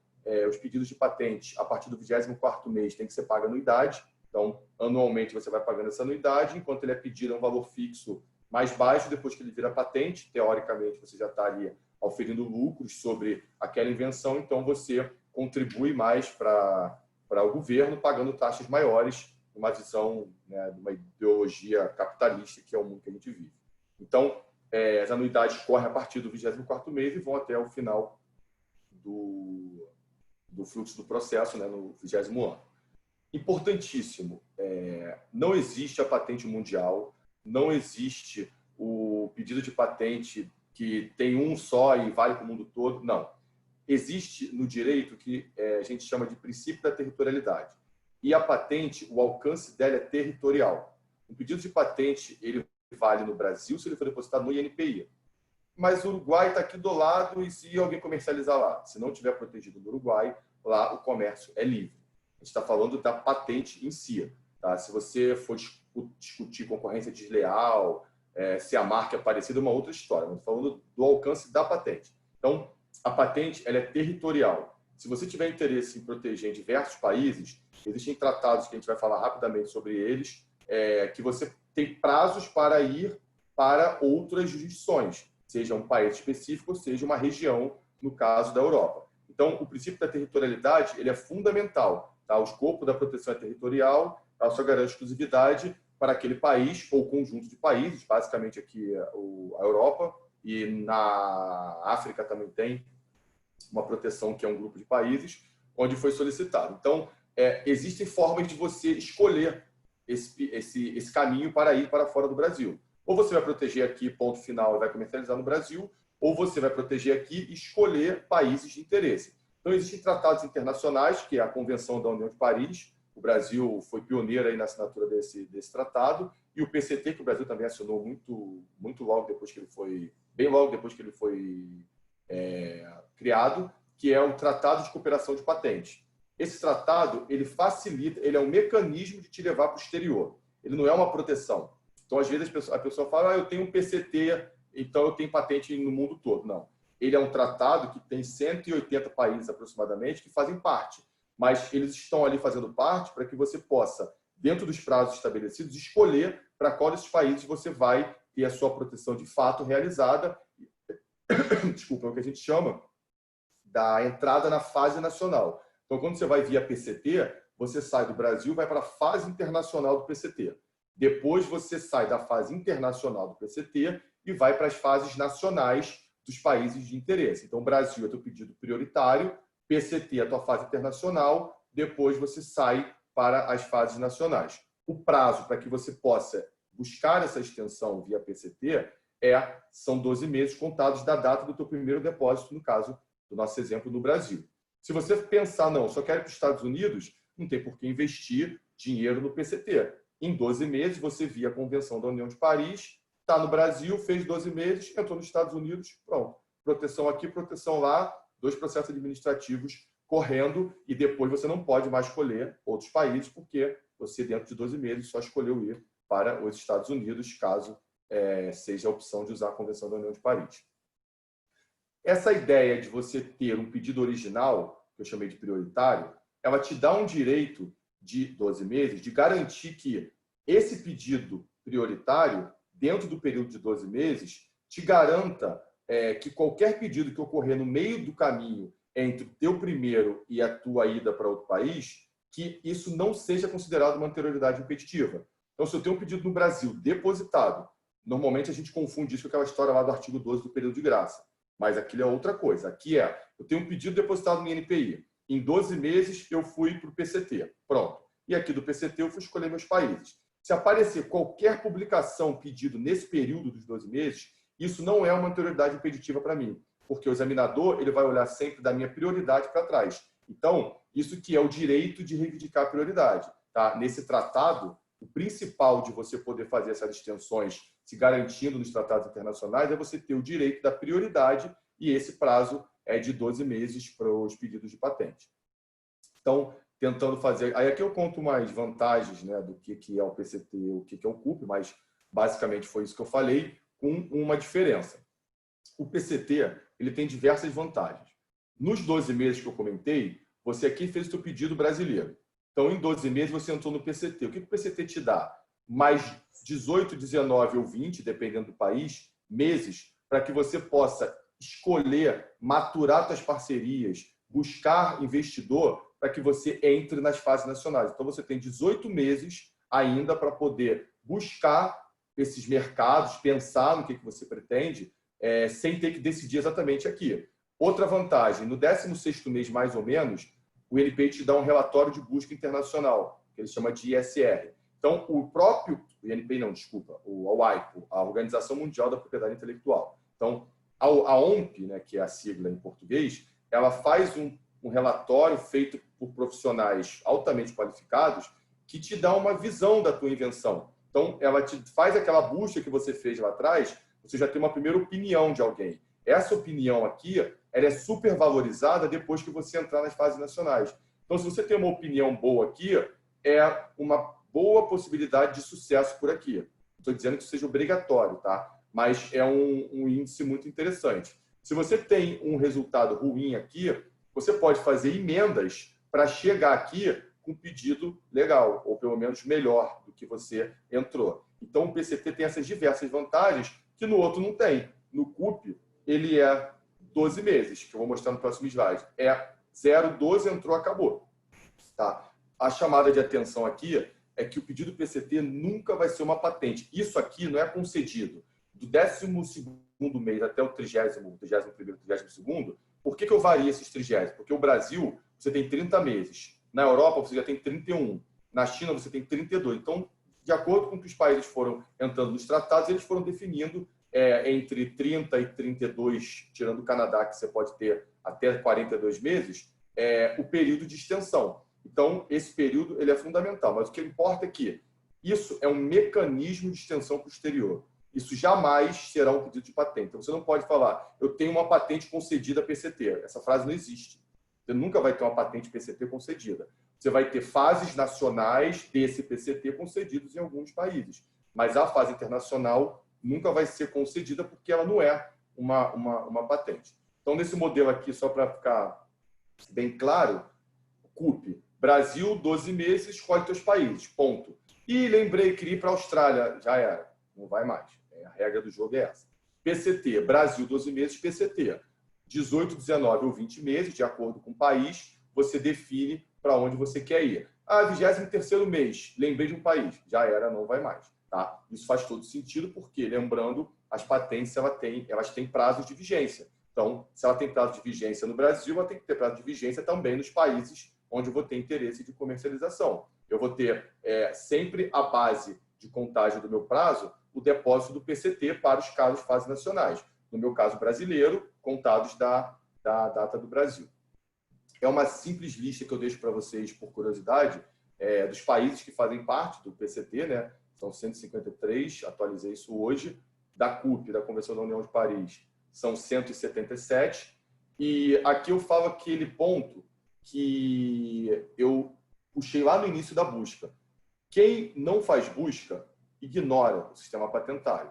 E quem ignora o sistema patentário perde todas essas possibilidades de obtenção de informação tecnológica, competitividade no mercado, fortalecimento, porque você, quando vai para uma negociação com pedido de patente, a conversa é diferente do que você chegar lá, eu tenho uma invenção, aí o cara, pô, então me conta, não posso contar, então assino o NDA. O NDA garante o quê? Garante que você está dizendo para mim que não vai falar sobre a minha invenção, mas se você falar, a novidade é perdida de qualquer maneira. Então, o NDA ele é uma segurança, porém ele te deixa correndo risco da mesma maneira. Então, o ideal é você ter o pedido de patente depositado, mas a gente sabe que no mundo dos negócios, né, não dá para fazer tudo isso que a gente conversou aqui em quase 1h20, em 1 hora e pouquinho, e depois você vai negociar. O mercado está aí para você fazer negociações, então o NDA acaba sendo uma solução, mas é tudo correndo em paralelo.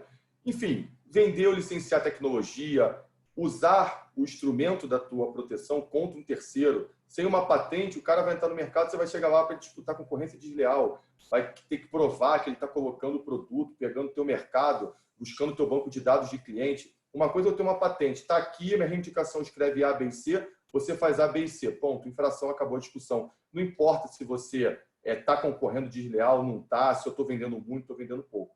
A frieza da patente é o que está concedido é o que está no papel que vai ser analisado. O que está no papel versus produto infrator. Então, essa análise é muito fria. Se a reivindicação independente estiver toda suportada, ou melhor, toda reproduzida naquele produto, infração. Então, é um instrumento de legal contra infração e infratores. E, né, para um país que pretende sair da posição 66, é um estímulo e um desenvolvimento de novas tecnologias, aperfeiçoamentos e crescimentos que nós mesmos vamos fazendo. A universidade, o desafio que vocês estão fazendo, tudo isso é meios de um ecossistema conseguir conversar, e hoje as universidades brasileiras, eu tive a sorte de trabalhar com dezenas de universidades brasileiras e poder viver essas realidades, algumas bem atrás, outras mais avançadas, mas todo mundo pensando em caminhar para frente. Né? O que a gente tem que conseguir agora é criar um plano nacional, e aí é o que vem acontecendo. Eu ia falar mais sobre isso, mas não vai dar tempo, porque eu já estou até um pouco avançado demais. Mas existe hoje uma oficina de estratégia nacional da propriedade intelectual, que o nome é tão diferente, que é tal do INPI. O que é isso? É o governo colocar os atores, os ministérios, a população, todo mundo, onde a gente consiga encontrar eixos que levem a propriedade intelectual para onde ela deve estar. A propriedade intelectual ela tem que ser estratégica. Ela não pode ser um item de conhecimento de parte da população, algo muito snob. Não, a propriedade intelectual é básico. Na graduação, todos deveriam estudar empreendedorismo, inovação e propriedade intelectual. Tudo isso aqui as pessoas deveriam saber. Não isso tudo que a gente conversou, mas dizer, olha, tem um negócio aí de patente que tem que proteger, não, se publicar dá problema. Isso é o básico, porque não adianta a gente tem o que chama-se de GIP, que é o Grupo Interministerial da Propriedade Intelectual, que existe desde 2001. Esse grupo foi criado e não andou o que deveria andar. Se lá em 2001 a gente tivesse dado importância para a propriedade intelectual, a gente hoje estava vivendo momentos totalmente distintos e não estava no ranking, numa posição tão delicada, considerando o tamanho do nosso país. Então, concluindo, eu gosto de deixar sempre muito claro que patente hoje é considerado um dos principais indicadores de produção e inovação dentro de um país. E eu não estou falando pelo Brasil, a gente está falando pelo mundo. Pega uma China, por exemplo, como exemplo é ótimo. Pega a China como exemplo e analisa o quanto que eles cresceram industrialmente, de pirataria. Claro que tem ações de governo inchando no pedidos de patente dentro do INPI para gerar quantidade, mas muita coisa boa saiu dali e a gente consegue enxergar onde a China chegou. Então, o que eu acho que eu gostaria de deixar aqui, além de tudo isso que eu falei dos slides, é que propriedade intelectual é para todo mundo. O pequeno, para crescer, tem que pensar em propriedade intelectual. O médio, para crescer ou para se manter, tem que pensar em propriedade intelectual. E o grande, isso aí tem diversos exemplos, eu não vou dar porque a gente está sem tempo, mas tem um caso emblemático da Motorola com a empresa chinesa vendedora de monitores, esqueci até o nome, depois eu vou lembrar, que eles fizeram a Motorola fez uma negociação com eles, com a Lenovo, lembrei, uma negociação de venda de portfólio de hardware, mas os softwares estavam todos com eles e o cara teve que ficar pagando licença. Então, propriedade intelectual é estratégia de crescimento. Então, o nome do que vocês estão fazendo, que é Desafio Fiscal de Inovação e Empreendedorismo, a propriedade intelectual é meio, início ou fim desse trabalho. Tá? Agradeço aí ao tempo, passei um pouquinho do que a gente tinha combinado, mas é muito assunto e ainda consegui, ainda tive que correr um pouquinho para a gente poder ter tempo aí para as perguntas. Obrigado a todos. Muito legal, Leonardo. Obrigado mesmo. Dá para ver que você domina muito o assunto mesmo. Eu até deixei correr mesmo por sentir isso, assim, estava sendo muito rico. O pessoal gostando bastante. A gente teve algumas interações aqui no chat das perguntas.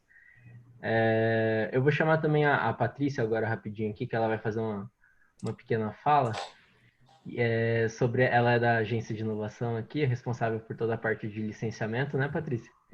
E ela também vai comentar um pouquinho como isso funciona aqui dentro da UFSCar, por causa do desafio e tal. E aí, ao final da fala dela, a gente entra para as perguntas gerais aí de todo mundo. Tá bom? Perfeito. Olá, boa noite a todos. Boa noite. A gente estava batendo um papo, eu e o Matheus, esses dias sobre a categoria licenciamento, e aí o Matheus fez esse convite, né, para eu estar aqui e falar um pouco para vocês. Já, né, parabéns aí para o Leonardo, uma excelente palestra.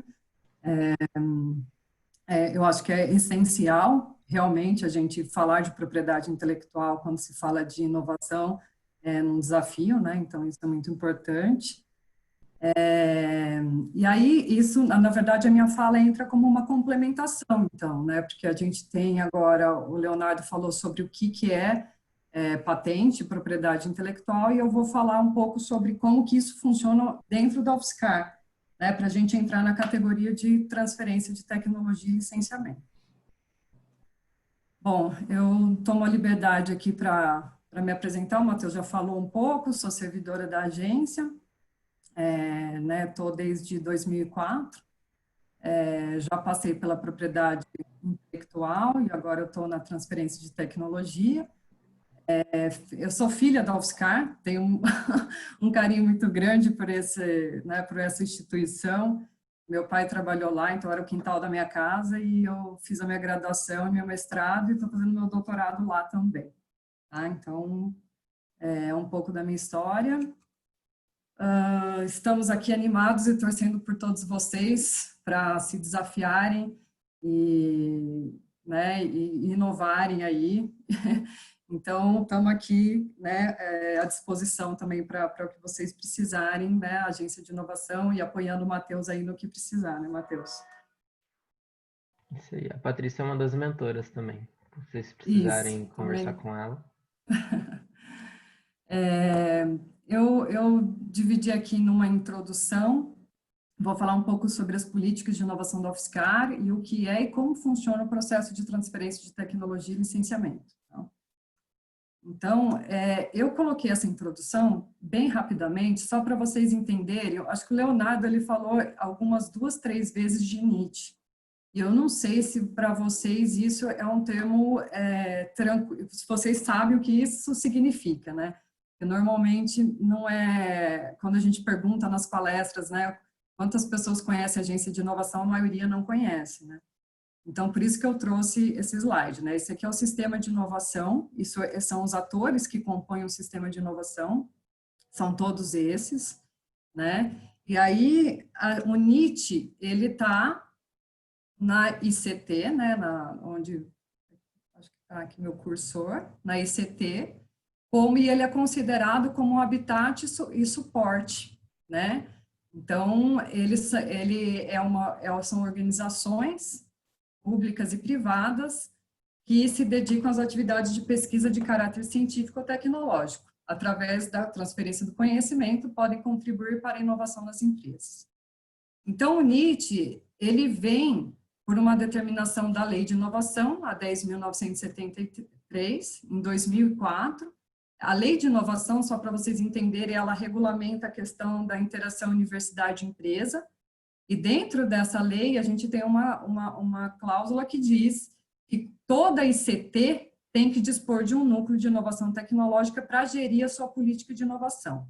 Então, por isso que a agência de inovação é criada, né? Só para vocês entenderem o que é o NIT, o Núcleo de Inovação Tecnológica.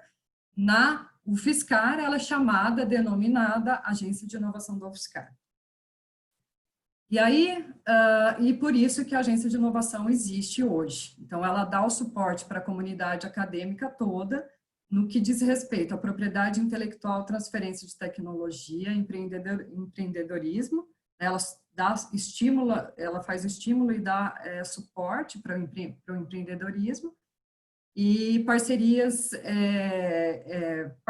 em gerais, né? Seja com empresa ou governamental, qualquer uma que for. A gente também atua bastante nessa parte.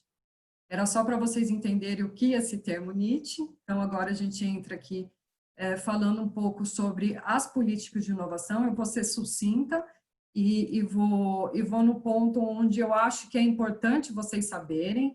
O Matheus estava dizendo que tem grupos que são associados ao UFSCar e tem grupos que não são associados ao UFSCar, né? Mas é só para vocês conseguirem entender como que a política de inovação, né, e propriedade intelectual, ela é regida dentro da UFSCar. Uma das questões mais importantes vem dessa portaria que foi publicada, né, implementada em 2003, a 627, ela diz que todos os direitos gerados por docentes, discentes, técnicos administrativos no âmbito de suas atividades de ensino, pesquisa e extensão, elas serão de propriedade da UFSCar. Ou seja, o nome que vai sair no NPI, que o Leonardo estava comentando, vai ser o nome da Universidade Federal de São Carlos como depositante, ela que é a titular desse pedido de patente. Os inventores, eles vão ser considerados também no pedido, mas como inventores, tá? Isso, a titularidade e inventores, eles têm uma categoria diferente, né? Porque o inventor é o reconhecimento, é a contribuição intelectual, né? E o titular, ele é o dono, ele que, vamos dizer, que toma as decisões, tá? E também custeia né, os custos de todo esse processo. Tá? Eu acho que esse é um principal ponto.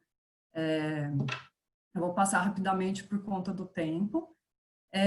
Outro ponto importante dessa portaria é que né, quando houver a comercialização da patente, ela vai ser explorada economicamente e ela gera royalties, né? E há nessa regulamentação uma disposição que diz que né, que for gerado, ela vai ser repartido 1/3 para a universidade, 1/3 para o departamento e 1/3 para os inventores que participam daquela patente, né?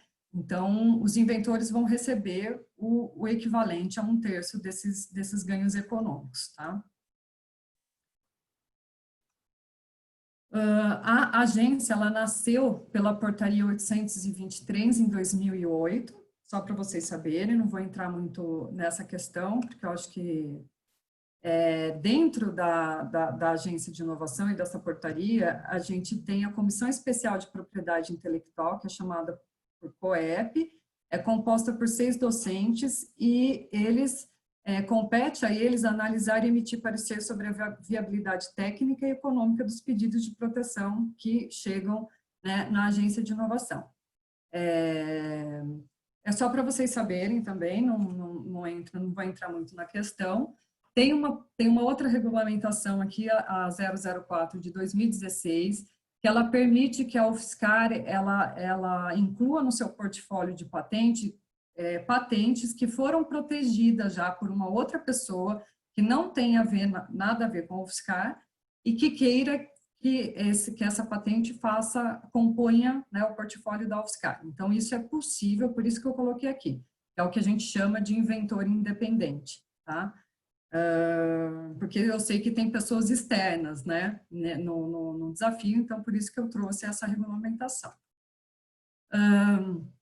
Nós temos a UFSCar, ela é uma das primeiras do Brasil a implementar uma política que avalia as patentes e ela passa por uma metodologia e depois que ela passa por essa metodologia, ela pode ser abandonada e aí ela compõe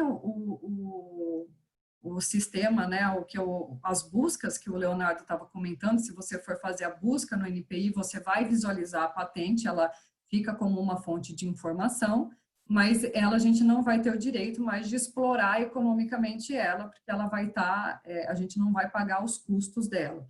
O Leonardo estava comentando, né, tem várias questões administrativas aí, ela custa durante todo esse tempo, que ele falou dos 20 anos, 15 anos, ela tem um custo, e se a gente colocar na ponta do lápis, esse custo é né, enfim, dos 20 anos, não que ela seja cara no início, né, mas ela custa. Então, a gente tem essa metodologia, como Universidade Federal, a gente tem que cuidar, né, do patrimônio, enfim, e essa foi uma das maneiras que a gente encontrou. Nós temos também, diante do marco de inovação, né, que foi publicado em 2016, eu acho que o decreto foi em 2018, ele trouxe a possibilidade da universidade ela ceder a propriedade intelectual, ou seja, a universidade pode deixar de ser titular depositante, que eu estava falando lá no início, e ela passa por exemplo, para uma empresa, né, ou para uma outra pessoa. Então, você pode, hoje a UFSCar ela tem um mecanismo de fazer essa cessão de propriedade intelectual, que até pouco tempo isso não era possível de jeito nenhum, entendeu? Então, hoje a gente tem esse mecanismo, é claro que a gente tem que passar por algumas tramitações, mas isso a gente pode fazer, tá? Bom, o que na prática isso tem a ver com desafio, né? Então, eu trouxe aqui a questão de que, se, por exemplo, vocês, né, que estão participando do desafio, vocês são pesquisadores, sejam, né, discentes, enfim, servidores ou docentes, né, da UFSCar, tem algum vínculo, e o que você está desenvolvendo no desafio tem a ver com as suas atividades de ensino, pesquisa e extensão, essa propriedade intelectual que pode ser gerada, ela vai ser da UFSCar, tá? Nos casos dos grupos, né, que não possuem nenhum vínculo com a UFSCar, tá, que é aí a propriedade intelectual vai ser de como o grupo achar melhor, entendeu? Se eles quiserem colocar no nome de pessoa física, pode pôr, se quiser abrir uma empresa, né, e colocar no nome da empresa, pode pôr também, tá bom? Então, aqui eu acho que eu trouxe a parte prática do que essa política impacta na questão do desafio agora. Tá? O que é e como funciona o processo de transferência de tecnologia e licenciamento. Então, a transferência de tecnologia, ela é uma negociação econômica comercial, né? Você, de maneira a atender determinados preceitos legais e promover o progresso da empresa receptora e aí, né, alavancar aí a economia do país, tá? Então, a gente tem dentro da universidade conhecimento que gera pesquisa e desenvolvimento e isso gera processo e produto. E assim, bem na questão mais, vamos dizer, mais didática, ela é uma negociação onde a empresa vai ter algumas regras para cumprir, para poder obter o direito de explorar economicamente essa patente diante de um ressarcimento que a gente vai negociar, que é o valor de royalties, entendeu? Então, assim, o que ela gera? Um contrato de transferência de tecnologia, né, e licenciamento. É isso que no final das contas, a gente, né, chega. Aqui, só para vocês, para não passar batido, né, nos tipos de mecanismo que a gente tem de transferência de tecnologia, né, a gente tem as publicações, ela é uma maneira de fazer essa transferência de conhecimento, né, você coloca dentro de uma publicação informações super importantes, então é né, uma transferência de conhecimento. As reuniões técnicas também são, e aí o Leonardo também comentou do NDA, eu também não sei se vocês sabem o termo, né, o que significa, é um acordo de sigilo e confidencialidade. Normalmente, que é isso que a gente faz, quando a patente não está protegida numa reunião técnica, a gente exige, né, entre aspas, que seja assinado um acordo de sigilo e confidencialidade para que a gente possa, com segurança, passar essas informações, né? Porque ela não está protegida. Porque se ela estiver protegida, a gente não precisa se preocupar com o NDA, porque o NDA não faz mais sentido, né? Os acordos cooperativos de pesquisa e desenvolvimento também é uma maneira, né? A gente acaba recebendo muita demanda de empresa que chega e fala na UFSCar, eu quero desenvolver um canudo de bambu, sei lá, né?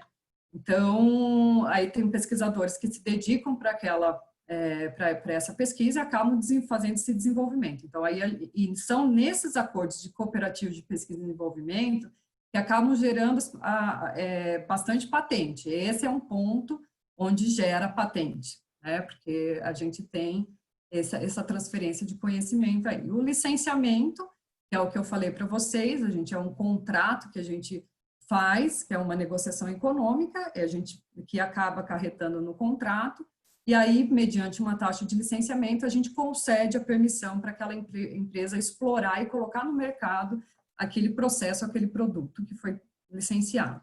E as spin-offs, que são o que a gente tem estimulado bastante, que são empresas filhas da UFSCar. Não sei se para vocês esse termo também é conhecido. As spin-offs, elas são criadas, pelo menos no conceito que eu conheço, eu sei que tem vários tipos de conceitos, são pesquisadores, né, que desenvolveram aquela tecnologia e eles abrem a empresa com a finalidade de explorar aquilo que eles mesmos desenvolveram, né? Não é só uma startup, porque a startup é aquilo que De repente você cria dentro da, você está na universidade, mas você cria uma coisa que não tem nada a ver com o que você está desenvolvendo ali dentro da universidade. Né? Nas spin-offs você tem relação. Mas é isso. A transferência, ela normalmente acontece, a gente como NIT, né, de uma universidade pública, sempre como universidade empresa, que a gente precisa da cooperação do mercado, né, e a gente pode contactar as empresas que já existem, né, já existentes. Então, a gente faz uma prospecção para reconhecer qual tipo de empresa poderia se interessar naquela tecnologia, e aí a gente propõe, né, faz uma oferta tecnológica, e a empresa, se topar, a gente faz o contrato de licenciamento. E aí, a outra opção é a criação de novas empresas, que são os spin-offs acadêmicas, que a gente tem várias, né? Dentro da UFSCar, a gente tem bastante. Essa planilha que o Matheus comentou já no início, eu coloquei num drive, e aí o Matheus pode deixar, né, vocês fiquem à vontade aí, Matheus, para divulgar. A gente colocou o número da patente e o título. Caso vocês necessitem de qualquer outra informação da patente, como o resumo, que é essencial, né? Uma das possibilidades é ir para o site do NPI, pegar a patente lá, e aí vocês vão conseguir ler a patente inteira. Outra é que as últimas que foram depositadas recentemente não está disponível ainda no NPI, porque o Leonardo até comentou que elas ficam em sigilo 18 meses, né? Então, a gente não tem acesso. Mas, nesse caso, a gente pode passar para vocês a patente, para vocês terem acesso o que ela, né, o que ela está requerendo nessa patente, tá? E a gente pode também ajudar nesse link aí com os pesquisadores, né? Porque eu acho que os pesquisadores, eles têm as informações do processo, tá? Então, também na prática, para a categoria, né, de licenciamento, vocês vão dar uma olhada nessa lista, ver se interessam, escolher alguma tecnologia, e aí vocês vão conversar com os pesquisadores para obter o conhecimento técnico, né, e das próximas, do que é necessário para fazer, ou quais são as próximas etapas, né, e aí vocês vão entrar no formato do desafio mesmo, né, que aí eu coloquei aqui, Matheus, não sei nem se eu coloquei certo, né, que eu desenvolver aí o plano de negócio, Canvas, e aí no final, se isso for para frente, a gente tem que falar sobre a questão desse contrato que eu estou citando, né, que é explorar economicamente a tecnologia via esse contrato, né, só para vocês terem uma ideia, né, eu coloquei aqui, né, alguns itens que compõem o contrato de tecnologia, né, de licenciamento, que é o escopo, a territorialidade, a vigência desse contrato, os royalties e o upfront. Os royalties e o upfront é a taxa que a gente cobra de licenciamento. Tá? Aqui é só para vocês verem que as empresas que já licenciaram as patentes da UFSCar, e aí, para estimular vocês aí, né, a gente tem aqui a Vetra, que foi vencedora, inclusive, do primeiro desafio de inovação, né, na categoria licenciamento, então ela está aí super ativa.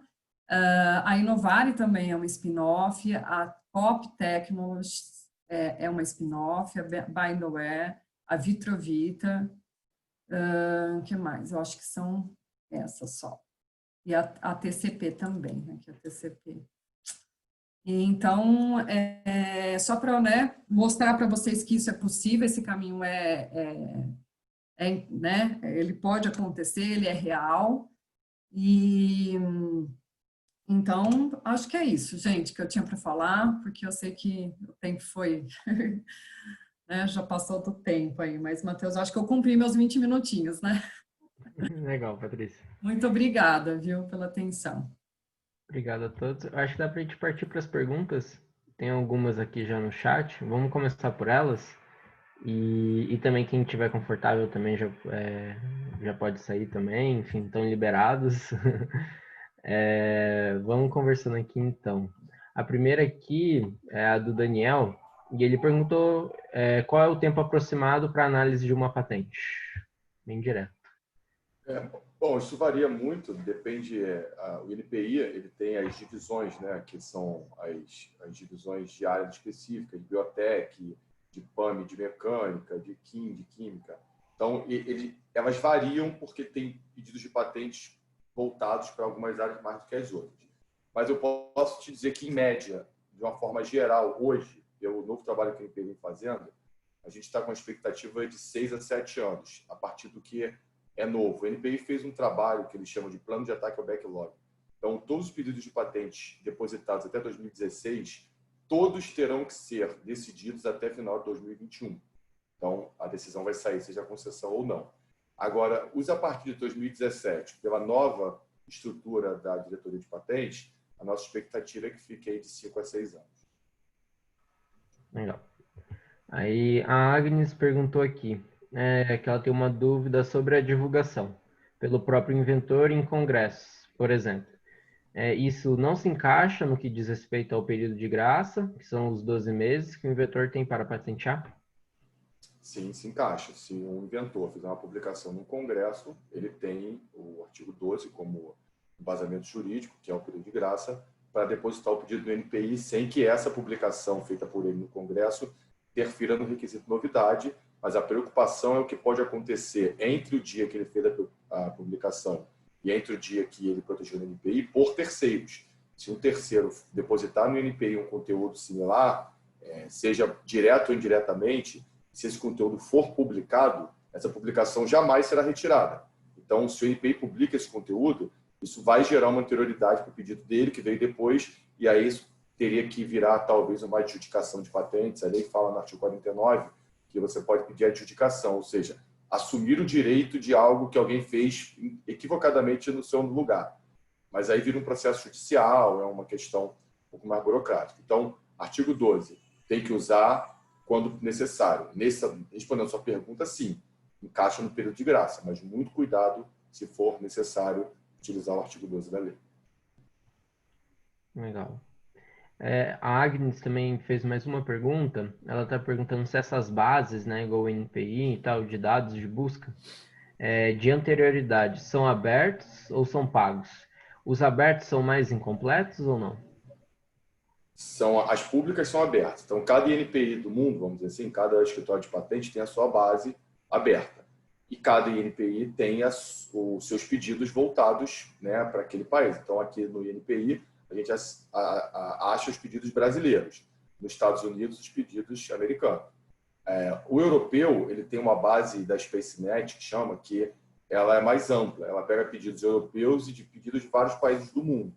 Então, o ideal é você ter uma base paga, onde ela reúna todos os pedidos das bases principais do mundo e artigos científicos, inclusive, para que você possa ter uma busca muito mais completa, indo num só lugar, usando um só parâmetro. Mas não é impossível que você faça as buscas nas bases separadamente para completar a sua busca. Esses valores não são baixos, você paga em dólares, normalmente por valores anuais, até $1.000, $400, depende do acesso que você quer ter, mas o que é público tem do seu país, é completo dentro daquilo que tem no seu país, mas o ideal é você ter uma base paga que una tudo isso. Normalmente as universidades, eu não sei se é o fiscal, não sei se a Patrícia sabe, se o Orbit ele é disponibilizado ou Direct, eu não sei, tem umas bases públicas aí que... Só a Darent Innovation. A Darent. Só que a Darent só para quem tem vínculo com a UFSCar, com quem é aluno, né? Ah, entendi. Eu sabia que tinha uma que a Darent, então, que para quem tem vínculo com a universidade, é uma base que organiza diversas bases mundiais para auxiliar na busca da anterioridade. Não, tem gente que não tem perna. E como que anda? Em cadeira de roda. Vamos lá. O Enio perguntou se existe algum risco de iniciar o processo de depósito de patente e existir alguém rastreando os depósitos para copiar, criando soluções parecidas que lhe interessem. Olha, sim, o risco sim, mas a ideia é que quando você apresenta um pedido de patente no INPI é justamente para que as pessoas saibam o que tem ali e que elas não possam copiar, né? Porque o direito justamente que o INPI consegue nessa troca sociedade depositante é que você tenha um período de 20 anos ou 15 anos para explorar aquele conteúdo sem que terceiros possam fazer. Então, se alguém copiar, vai virar uma infração e você entraria com uma ação de infração. Agora, terceiros podem estar acompanhando e fazer uma melhoria na sua invenção e conseguir ter um pedido de patente que tenha os requisitos, mas que se ele é baseado no seu e o seu estiver vigente, ele vai ter que te pedir licença para usar o pedido dele. Então, pode, existem empresas que fazem isso, ficam acompanhando tecnologias, que a gente chama de monitoramento tecnológico, mas normalmente é para fazer parceria e não para causar infração. Boa. A Aline fez uma pergunta aqui, ela comentou, no caso da novidade, seria tipo o exemplo que você deu no início da palestra dos telefones? Exatamente. No primeiro exemplo, lá de Graham Bell até o primeiro fixo, vamos dizer assim, que a transmissão e recepção se unem, era o requisito novidade. Aí o outro exemplo, aí sim, era atividade inventiva. Legal. E aí o Paulo perguntou sobre a patente no INPI. É tanto nacional quanto internacional? Não. O INPI, ele analisa os pedidos de patentes nacionais, os pedidos de patentes brasileiros. Mas o INPI, ele é um escritório representante da OMP. Então, ele pode analisar patentes internacionais que, se você fez no Brasil e deseja ir para o PCT, que é aquele tratado que eu expliquei, você pode escolher o próprio INPI para ser o representante da OMP, porque o INPI brasileiro é um escritório receptor. Então, em alguns países, Brasil, Chile, Estados Unidos, Europa, Austrália, Suécia, Áustria, são escritórios receptores do PCT. Então, você pode ir via ele, mas para o pedido internacional. Mas a análise do mérito da concessão no Brasil é feita pelo INPI somente. Se for uma análise de um pedido americano, vai ter que ser apresentado lá nos Estados Unidos, no USPTO. Perfeito. E por fim, essa aqui é para a Patrícia. No caso de um grupo misto, Patrícia, e que os integrantes que fazem parte da UFSCar não estão desenvolvendo nada com relação à pesquisa, né, com a sua pesquisa, como que fica essa parte de PI? Aí fica independente ao UFSCar, né? Não precisa ser da UFSCar. É por isso que eu coloquei ali a questão do só é parte da UFSCar quando ela está no âmbito das atividades de ensino, pesquisa e extensão. Entendeu? Se isso tiver dentro, o que for desenvolvido ali no grupo tiver algum envolvimento com isso, aí a UFSCar poderia ser coproprietária junto com o grupo misto. Eu acho que também é legal essa pergunta, porque em outro caso pode acontecer de ter a ver, né, com a questão de ensino, pesquisa e extensão, e a gente pode ser coproprietários, entendeu? Pode ser a UFSCar, a gente pode ser, no NPI ele não restringe, o NPI a gente pode ter como titular a UFSCar e mais, sei lá, pode ser 2, 3, enfim, pode ser o que for, pode ser. Então, tem essa questão da copropriedade, e nessa pergunta específica da Camila, acho que a UFSCar não teria o direito nessa situação.